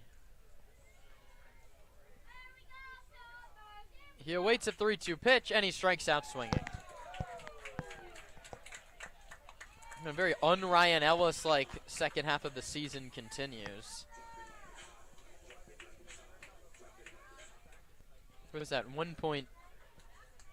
Hitting nearly 400 with a well over 500 on base. He's now today 1 for 4. Could be dropping to the 300 mark or even below it.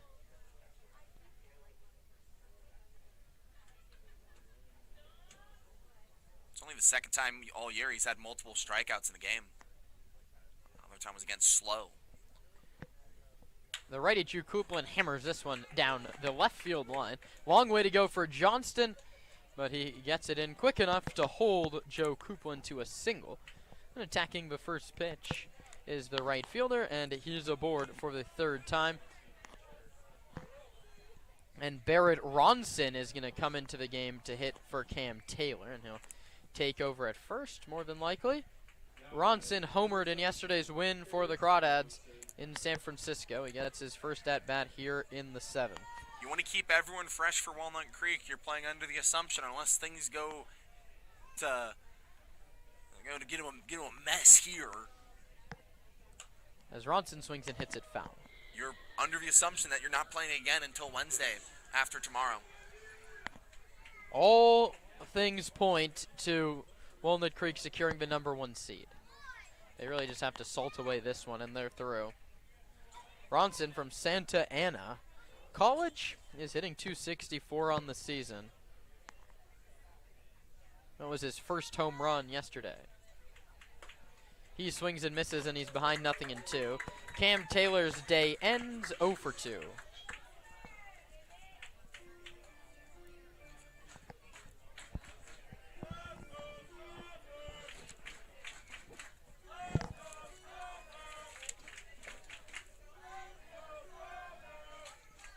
Short leadoff first for Coupland.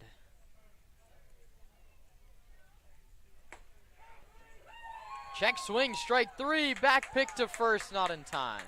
So Ronson goes down swinging, I think is what Remedios said. That's his 2nd K. And turns things over to Brandon Clisby. Now batting the catcher number 27, Brandon Clisby.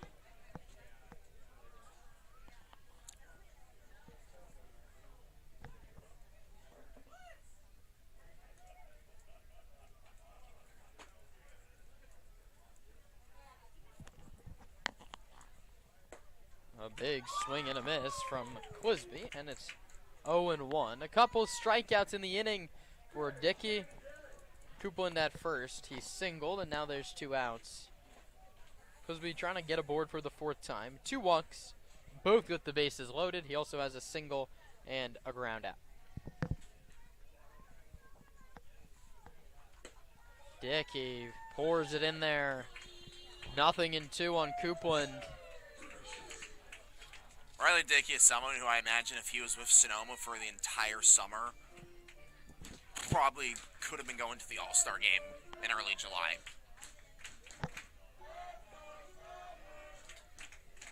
Oh, 2 pitch, looking to strike out the side. Comes set, peeks at first, kicks and fires. Coupland fouls it back. A very nice job by Joe to battle there. Oh, Clisby. Coupland's at first. Easy to confuse the two. Coupland's also a catcher.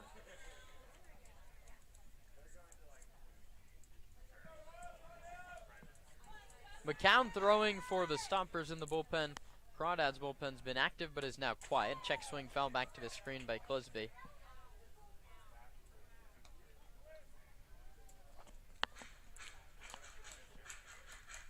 Sonoma finishes out the regular season tomorrow against the Menlo Park, or the Alameda Merchants at 6:05.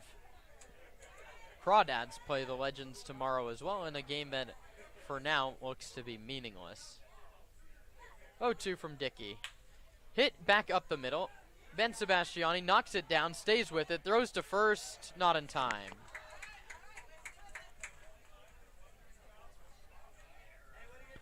E4 charged against Sebastiani, his 2nd of the day. He ranged over, got in front of it, and just kicked off the heel of his glove, then off his chest, rolled away, and could not get the out at 2nd or 1st. A chance to go to the short way as well.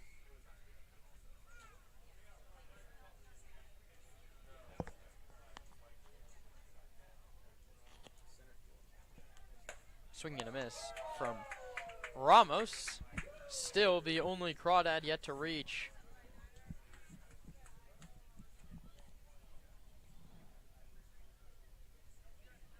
First and 2nd with 2 outs.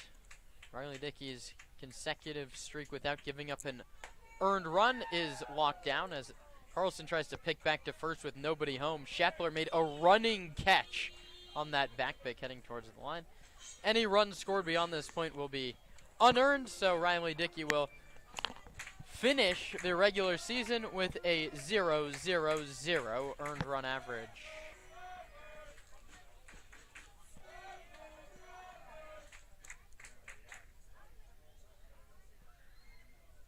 He's set to deliver an 0-2 to Ramos. Struck him out swinging. Hat trick for AR after coming back to Arnold Field. So Dickey strikes out beside a single and an error thrown in there, both left. Time to stretch, middle of the 7th, 8-1, Walnut Creek.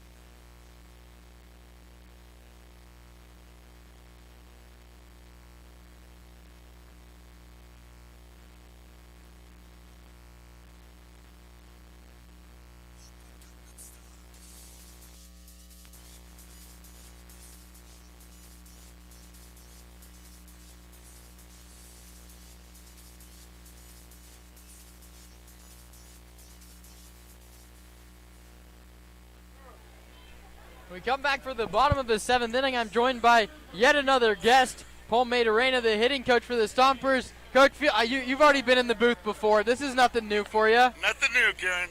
No, I like it here. This is comfortable, nice bird's eye view. Get to see a lot of the good and bad going on tonight. Tough one for the Stompers so far. They're down 8-1, and Chase Taylor's hit by the pitch on the forearm. And Coach, those are the scariest ones at this part of the season. Zach Pace said in the pregame report, let's just get through this one and not get hurt. And then your center fielder's just drilled with the pitch. Yes, sir. Your best ability is availability, and we need it for next week. We need all hands on deck, and and he's one of them. So, but a lot of strange things have happened. It took be a start of a little rally going. At least put a crooked number up would be nice. The Stompers down 8-1, and maybe today's not the best day to break down the offense, but I mean this year was off to a pretty tough start, but really the last 2/3 of the season have been much better offensively. What did you sort of see change from the guys up and down the lineup? I think we're building on our strengths. Our strengths are watching a lot of pitches, getting walks, getting hit by pitches, and then hunting good pitches. You got to hunt good pitches. Our batting average has not been the best, but when we do hit it, as it's shown, the power numbers have shown in the CCL this year. So that has been good, and we find a way to get on base. Now, our strikeouts are one thing that we need to work on, and hopefully that will, will get better when we enter playoffs. But that is tough when you're entering some strong arms. And the beauty of this playoffs is that it's just one game, right? Anything can happen. You need 1 or 2 pitchers to be on to get through it. I know you coached a lot in high school, so that's also a lot of a one-game playoffs. What sort of a mindset of a team, especially as the lower seed, it's sort of nothing to lose going down to slow, right? Yeah, you're exactly right, Kieran. You condense the game. You try to make it shorten the game. You try to get into 5th inning where it's close, so it's a 4-inning game. And most one game, you've seen a lot of baseball, most one game of playoffs are lost, not won. It's not a 3-run homer that wins it. It's someone's thrown it to right field line and someone's taking advantage of it. So if you play the fundamentals and do things right, you're going to stay in the game and give your team a chance to win. And it's looking like, barring a big comeback here, a big comeback for the Blues down at Sinsheimer, that you will be going there. And that's something that you and this coaching staff have done before in the last 3 years. You've gone down there and won. Does that make that game any less daunting? Yes and no. A lot of these players have never been. It's nice that we went there and played some real competitive games there already, which was nice. And that's it's a tough environment, and they played good over there. But like you said, one game, 27 outs, a lot can happen. But I think in the most part it's helped for the coaching staff. But we only got, I think, 2 players that played there in the playoffs in the past. So one of them, Chase Taylor at first base. 3-2 pitch to Sebastiani is outside for ball 4, and maybe that was a little rally. Mayo comes to the booth. Good things start happening. Yes, maybe he leaves the dugout. Good things start happening. Who knows? And now Hunter Carlson, I mean, you gave him the nickname teaching tape like the first day, and he's really proven that. He's walked now. First of all, I know you love your walks. I know on-base percentage is arguably the most important stat. He entered play today with a .522 on-base percentage. He's already walked twice.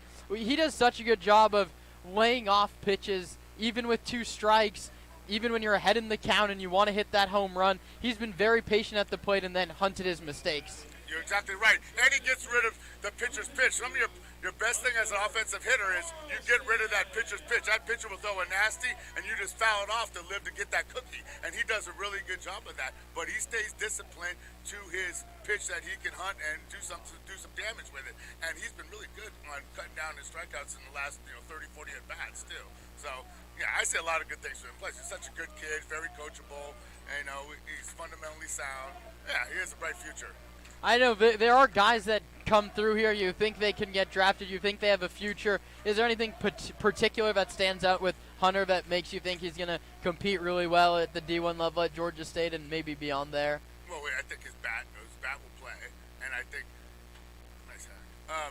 that even with heavier competition with velo and all that, that will play. I think that will play. When your bat plays, it's going to, you can keep rising. Also, like you said, he's very coachable. He knows the game. He listens well. And when you get higher up, you need to have people that are on your side. There's people that are going to be on his side that like him and all that because he's a good kid. And sometimes it takes the numbers, it takes this, but it takes a little luck and He lines this one down the right field line, fair. It's Vimeo in the booth rally. Coming around is Taylor, he's going to score. Heading to third is Sebastiani, and the Stompers have cut it to 8-2. And we talk about this, when you do things right as a player, when you're out there chalking the field and you're the hardest worker off the field, baseball karma rewards you. And I'm a big proponent of that. Baseball karma, so you're going to get that little dragon hit, you're going to get those little, ducks with eyes, and they'll come through for you. And he does a lot of the good things that, and now look, little bloopers and falls, and it's a hard hit tomorrow. That RBI single makes him just one behind this man, Tino Vassell, who leads the CCL in RBIs, as you like to call them. And Tino, in his own right, I think brings something a little bit different. Carlson was recruited to Wichita State. He had a full season played at the D1 level. He's a little bit older. Vassell came in, I think, a little bit raw. He had a great fall at USF, but lost some at bats in the end of the season. His last two-thirds of the season has been better than anybody in the league. Yeah, and for him, it's just confidence. Confidence getting in there, like you said, playing every day. And he's had some big hits for us, and he's had some, stops, a couple dry spells, but just getting confidence. And I think his big things are going to be with him at USF. But I think this summer is really going to boost him to the next level where he needs to be. He hits a broken bat flare to center. It's going to carry to Aldridge in left center. Tagging is Sebastiani. He will score. And Tino Vassell extends the RBI lead right back as he drives home. Sebastiani with the sac fly, and Mayo, you and Zach Pace love that sac fly. Small ball, even in a game, to make it 8-3. That's a whole lot better than an unproductive out. Productive outs, exactly what you're saying. Productive outs, those are good. I mean, and we're going to need those because I don't think this many runs going into next week. I think we're going to need every little productive out we can. So we're just getting ready for when the real lights are on next week. This is a big thing that you and the coaches talk about. I mean, as a high school coach, there's parts of similarities and differences, right? There is turnover there. A guy's going to graduate after 4 years, but if you coach them through 2-3 years, you can build a program. You can instill the values of bunting, of quality at bats, of things like that, and you have multiple years to try and get buy-in from a group of guys. Here, it's a brand new 35 guys every May 30th or whatever it is. How do you and the rest of the coaches try and instill your values and your hitting techniques to what's a brand new group? Well, that's a great point, but it was nice to see we got about 10, 12 players coming back. But we had some guys coming back this year. Yes, you had 14 returners this year. You hit it on the nose on the head. You hit that nail on the head. Buy-in is key, and it's a sprint for us. It's 2 month sprint, but I already got, we started doing the clubs a couple, 3-4 years ago. They're all over. They're on the clubs more than we are. They're really bought in on that. So, I mean, that's a big part. McCown hits it to second. Taylor made double play ball, and the Crawdads turn it 4-6-3 to get out of the inning. Mayo, stick around for another half inning with me in the top of the 8th. We'll be right back.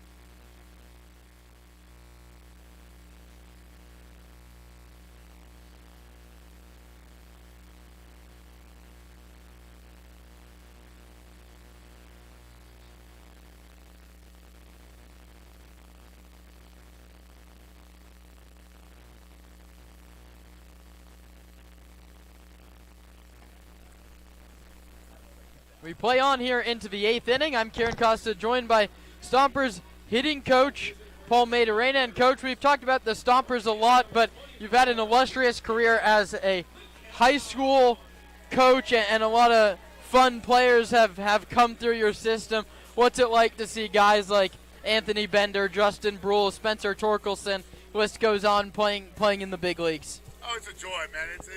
Now that I'm retired, I follow that much more. When I was still coaching, it was just getting ready for our season. But now I enjoy it so much more. And I still talk to those guys, and like I said, what makes a great coach is great players, and they were leaders of the pack when they played for me, and I'm just blessed to have four guys in the majors at one time, and even better than that, they're good people. They are just really good people, and then anytime they want to, you need them to come out and talk to the kids or whatever, they're there for it, because they walk the walk. They've seen it already, so that part is great. That's what you're most proud of, because when it's all said and done after they retire, it's who you are as a person and what you're doing in the community, and that's what sometimes you hope you instill as a high school coach, because the clay is still wet. You want to still formulate them as being a successful young man in a community near you. And Spencer Torgelson as a specific example, sort of a guy that was such a highly touted prospect. What was maybe that draft day experience like for you when he got chosen? Yeah, it was fun. I didn't see that coming. I mean, I kind of saw it, but you don't see it till you believe it. I mean, you don't believe it till you see it. And I got a lot of phone calls before that, and they were checking on everything. I mean, I didn't know how much Al Avila and all the presidents, they check on everything. They want to know every little characteristic about him, and I told them the truth. And when they pulled the trigger, it was great. It was just great to see their family and everyone in such a special, happy moment, and then the work begins. Gage McCown, the new pitcher, delivers a cold strike to Aldridge, who's been on base 4 times today. And you've been coaching for so long. Let's say you do face this Walnut Creek team in the postseason. How do you kind of have to flush this one and have the guys, maybe as the guys, how do you have to attack it as a new game despite this being the last taste in your mouth? Yeah, to be honest, I think sometimes when you play a team so close after a game like this, you play a team so close, it's tough to repeat. It's tough for them. They're expected to be better than us. They're expecting us, and and we beat them. We showed them we beat them. We can play with them. It's gonna be fine. That's the crazy thing about this game. 9 innings, it could be a whole different world in the next game. That's why the double hitters are so crazy on one end and 2 ends, and and momentum in the first 2 innings are a big thing, and we just got to come out of the gate a little differently. McCown misses low with this slider, 2-2 on Aldridge, and this is a good coaching group to do it. I mean, you, Nooney, Hokie, and Zach have now been together for what, 4 years? My 4th year here, yeah. Yes, sir. How have you sort of seen the team grow and the community grow, or even maybe just specifically with your coaching staff? How have you guys come together? I've seen a lot of growth, and before I go any further, I just want to really give credit to the interns and your staff and all that. I've seen that you guys, people don't know what goes on before and after and all the work you guys do to make our job a little easier, from the metrics, from Mike back here. I mean, doing stuff like that, it's a huge part. A lot of hands make light work, and I've seen that you guys have done such a great job, and then all the stuff on the field, it's a big production, and Trey and all that. So I think we group us all together, and we've grown, and that shows from when we started at 17 wins to back-to-back 30s, and trying to shoot for another 30-win season. If you can't come back today, you have a chance to get to that 30-win mark tomorrow. What does that benchmark sort of mean to maybe you, maybe more to Zach? Consistency. I mean, consistency. That was not a fluke, and then we're building something here in Sonoma. Summers in Sonoma is going to be a thing, and we just want to invite more people here, talent and people in the stands, to see what we have here. And I think this works. This whole program works, and I think it's only getting better in our 5th year of being a college team. I think it's grown a lot. So I think there's a lot of big things to come.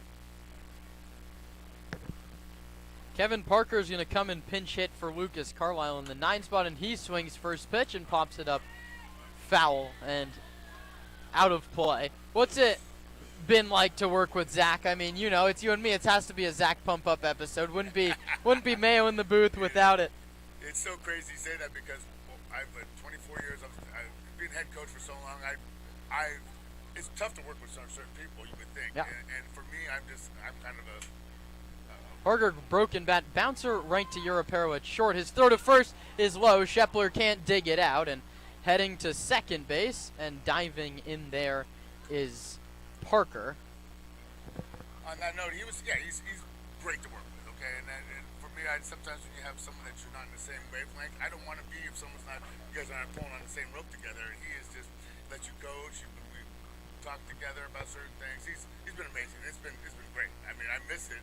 I mean, after we were done, I'm we're back on the phone talking and trying to figure it out because he's a great head coach. He is, and he gets it, and he lets you have a big part of it. We have our little disagreements or whatever, but you feel involved, and he does a really good job of it, and obviously his record has shown that.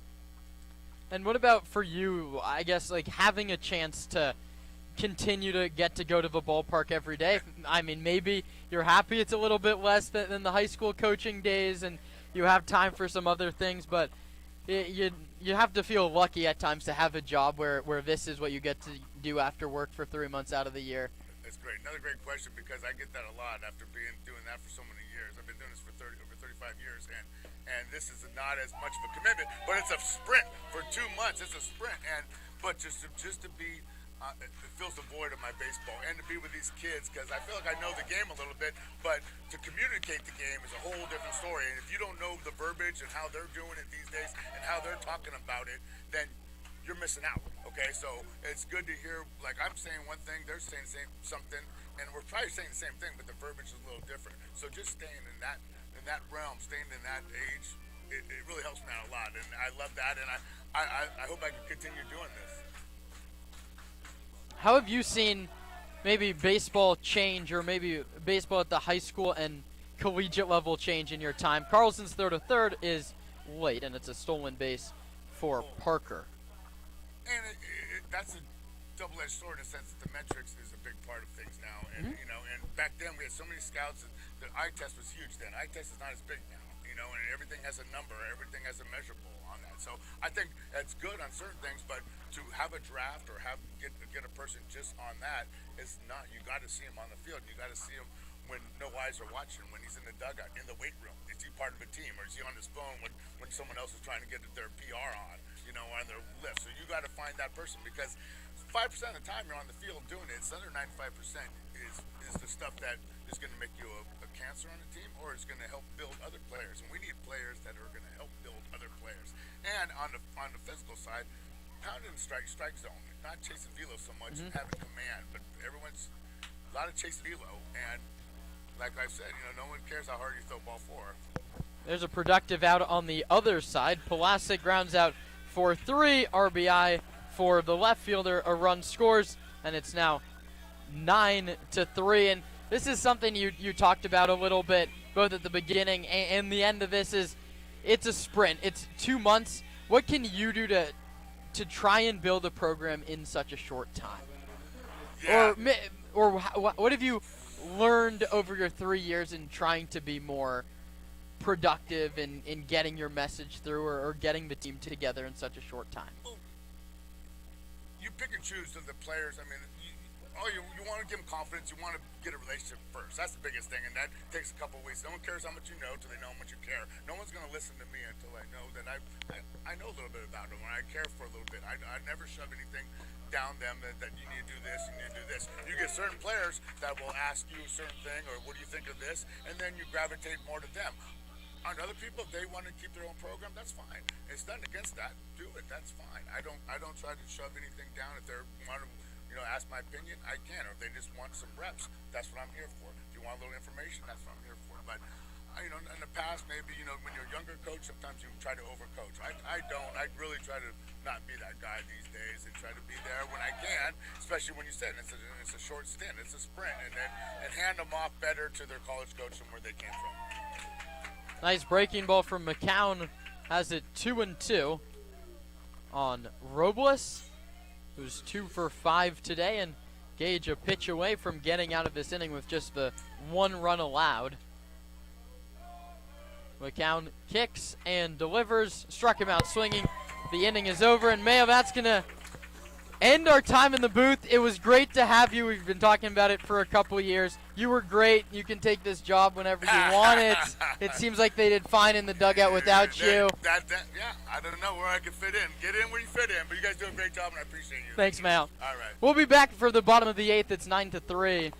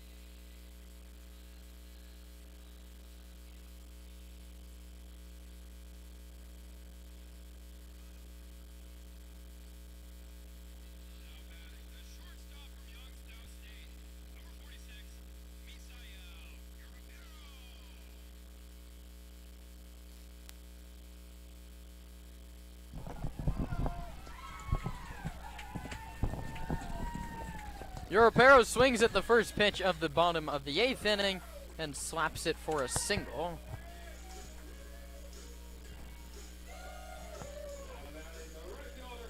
Stompers' 5th hit today.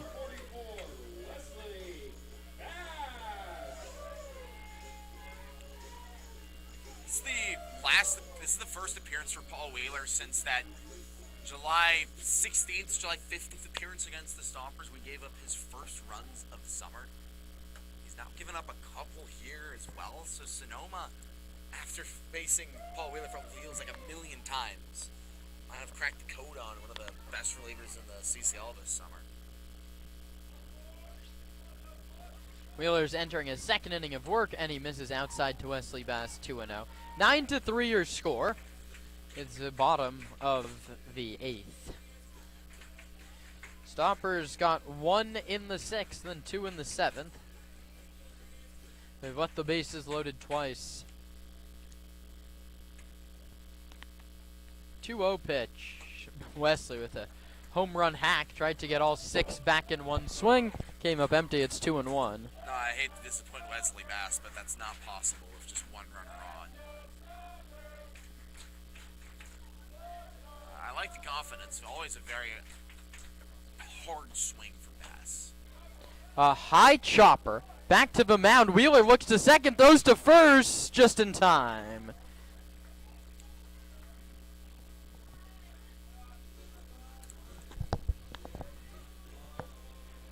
Moving to second base on the play is Europero. A bit of a positive to take away from that.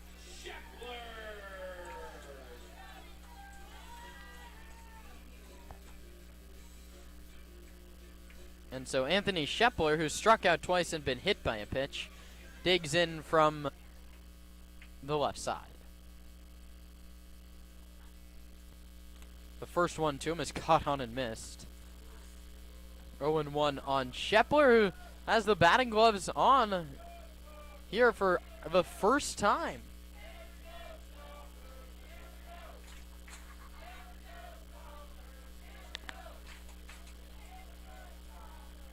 Oh, 1 hit foul back to the screen.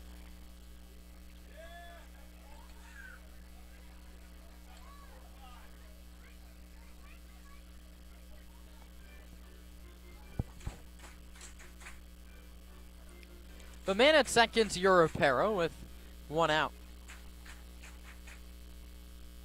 0-2 home to Anthony Shepler. That one's lined over the head of Robles into left. Europero jogs towards third. Shepler with a base knock. He's been aboard twice, and it brings up Connor Johnston. And good for the Stompers. Chase Taylor's come out on deck, seems to be fine after getting hit on the hand back in the 7th.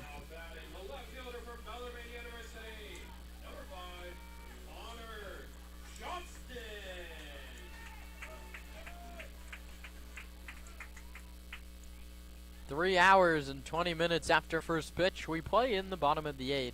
CJ takes high for a ball, 90 miles an hour from Wheeler, hasn't lost a tick on the velocity as he pitches here to his 9th hitter of the outing. And Johnson bounces it foul back to the screen.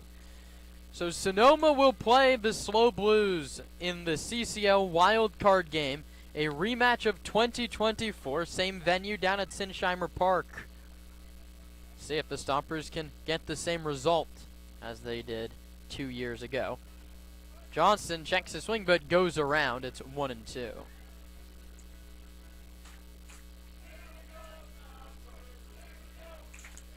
Europero at third. He singled. Shepler at first. He singled as well. Still a strong crowd on hand as Johnson flares this one to left. Making the catch is Pulasic. His throw to the plate is late. And CJ does the job. Sac fly. RBI number 12. And Sonoma keeps on cutting away. It's now 9-4. Holding at first was Shepler. I don't think it's gotten uncomfortable yet for Walnut Creek. You're still up by 5. But the Stompers are hitting one of your best pitchers pretty effectively here. Single for Uribero, single for Shepler, and then a sac fly that, if it wasn't for a good range from Pulasic out on the left, easily could have dropped. Chase Taylor takes high 91 on the heater from Wheeler. Before the Stompers can even think about a rematch, and if they'll see Wheeler on Wednesday, they have to get there Tuesday first. 1-0 offer. Lined foul. It's 1-1. Chase has grounded out, and then he flew out. Since then, he's walked and been hit by a pitch, scored one of the 4 runs.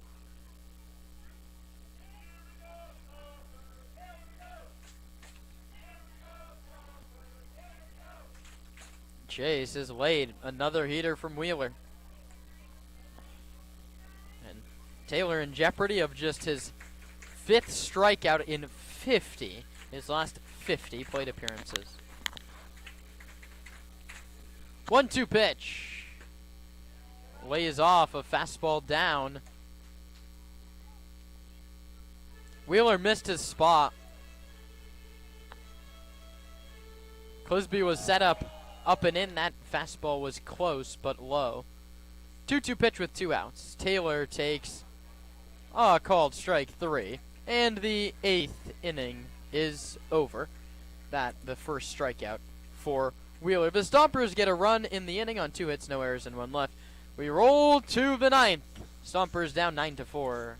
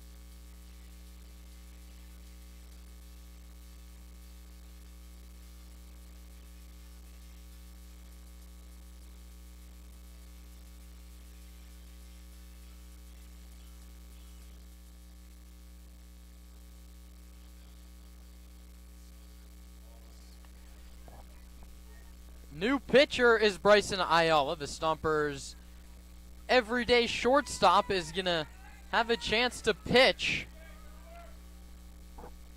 He made just 2 appearances in high school and now has been called upon in mop-up duty, if you will, in a 9-4 game here. In the 9th, he faces a pinch hitter, Sutter Moss from Delta College, and the first pitch from Ayala is a called strike at 59 miles an hour. Bryson was recruited heavily by the University of South Florida to be a 2-way guy, be a 1-pitch. Swing and a miss. Moss out of his shoes on 60 miles an hour, nothing in 2. So he's recruited heavily to be a 2-way guy, or maybe just a pitcher for the University of South Florida, his dream school, but declined and went to Tulane instead because he really wanted to be a hitter. He fields a ground ball from Moss, underhands to first, one away. That was loopy, Kieran. It was too slow that the TrackMan couldn't even read it. It was an ephus right there. We saw one of those from an actual pitcher a couple days ago, Menlo.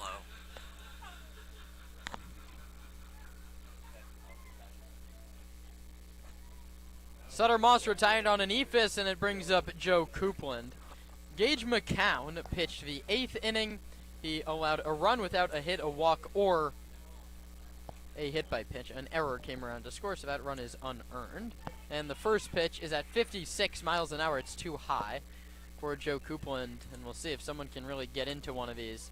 And he hits him in the back.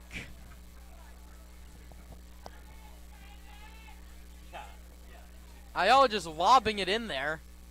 Clips Joe Coupland, who's aboard for the 4th time. And Barrett Ronson, who struck out in his only at-bat against Riley Dickey, faces someone much different in Bryson Ayala. Stompers down 9-4. Ronson took a peek at first, not letting the base runner get too comfortable. Slide step. Low at 55. There's action in the bullpen for the Crawdads. I don't think it'll be a position player for the 9th. 1-0 misses at 59, 2-0.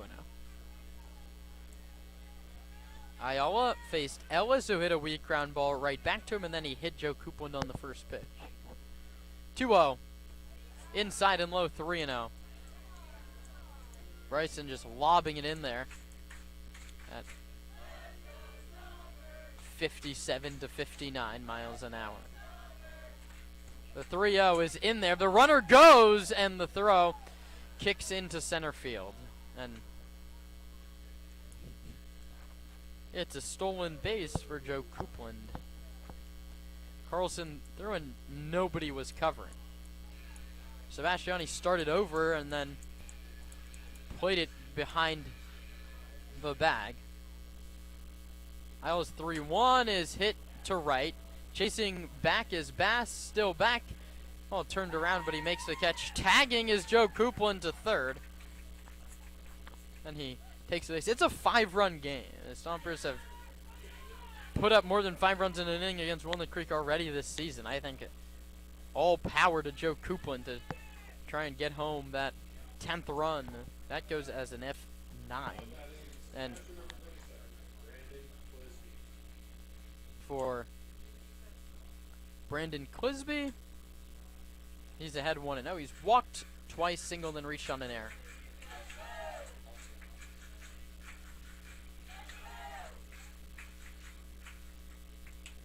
This one's popped up. Shallow left. Johnston comes on. He makes the catch. Bryson Ayala with a shutdown 9th.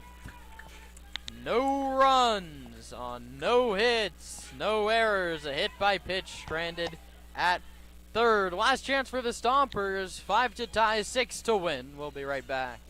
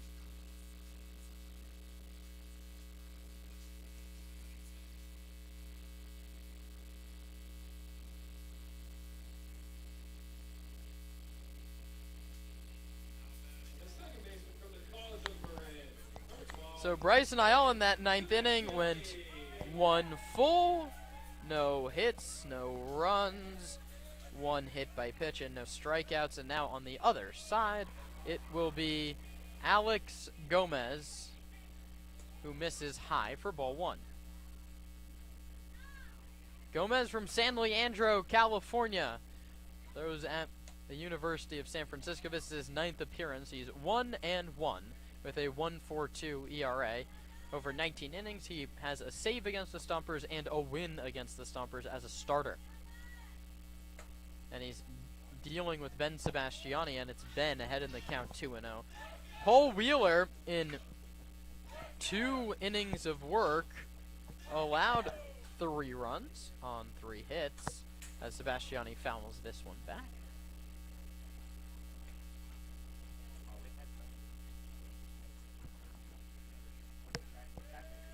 He walked just 1 and he hit 1 as well, struck out just 1. And so Gomez tries to finish the job. His 2-1 pitch comes to Sebastiani, and it's bounced right back in front of the plate. Clisby, the catcher, throws to first in time to get Sebastiani. 1-3. 2-3. I'm losing it here in the 9th inning. That brings up Hunter Carlson on base 3 out of his 4 times today.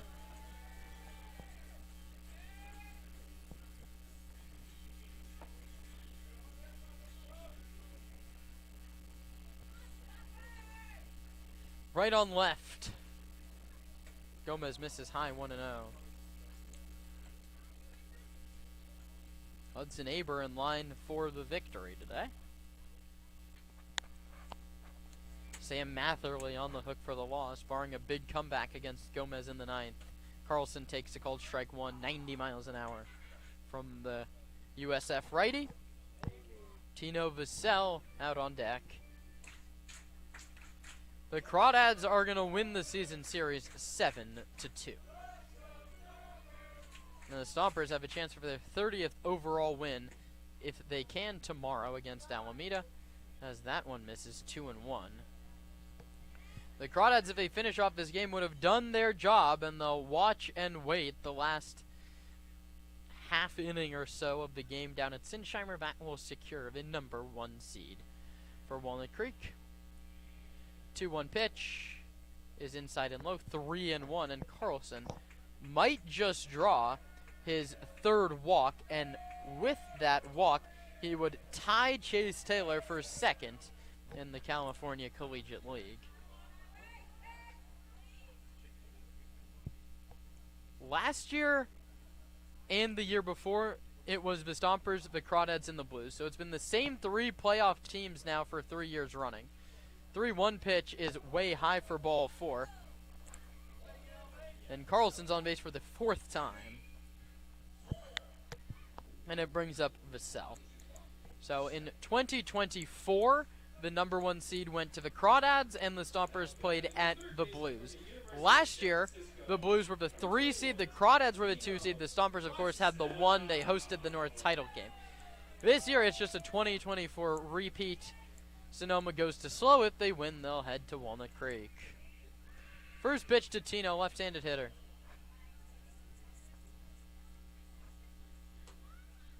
High for ball 1. 82 from Gomez, a cutter.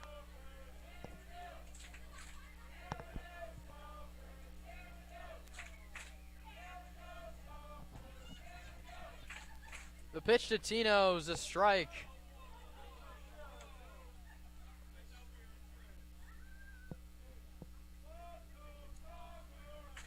Down at Sinsheimer Park, that top of the 9th refusing to end. It's 15-0, the Academy Barons. As Vassell swings and misses here, 2-1. So barring a big rally from the Stompers in this bottom of the 9th, this game will go final before that game, so it will not be officially official that the Crawdads are the number 1 seed. 1-2 pitch. Low. 2-2.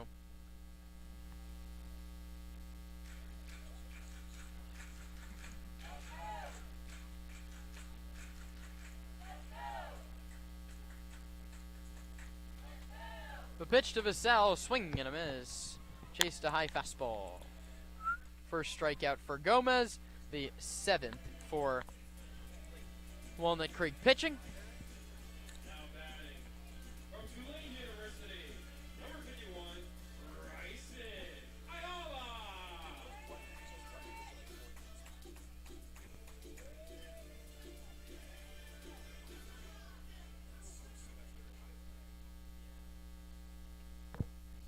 Ayala's going to pinch hit for McCown and hits it right back up the middle. Parker picks it up and steps on second. The ball game is over. 6 unassisted ends it. And that will do it for the Stompers in the 9th. No runs on no hits, no errors, and 1 left. Crawdads pour out of the dugout to celebrate, and they're on their way to the number 1 seed. In today's ball game, the Stompers had 4 runs on 6 hits and 5 errors. They're going to lose to the Crawdads 9 runs on 10 hits and 1 error. Hudson Aber, the winning pitcher, improves to 3-0. Sam Matherly, the loser, drops to 0-1. And Nate, this was a tough one, and it sets up the wild card game against Slow.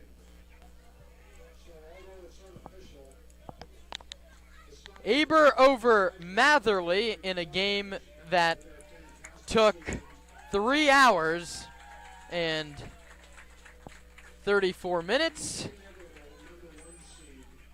Aber over Matherly, 9-10-1, triumphs over 4, 6, and 5. The Crawdads get the 1 seed. The Stompers are now locked in to the 3. And we'll face Slow at 6 o'clock on Tuesday. We'll have a video stream of that. But we'll also have one last home game stream tomorrow at 6:05. It's a 5:50 first pitch against the Alameda Merchants. Get your tickets at stompersbaseball.com to see the last regular season tilt of the season. The Stompers go for a 30th overall win in their 26th in league action. They fall to 25-17 with the loss. The Crawdads improved to 27-10. They've won 6 in a row with just 1 league game left before Wednesday. For now, for Lucas Sebastiani on the stats and Nate Martin, we'll see you tomorrow at 6:05 to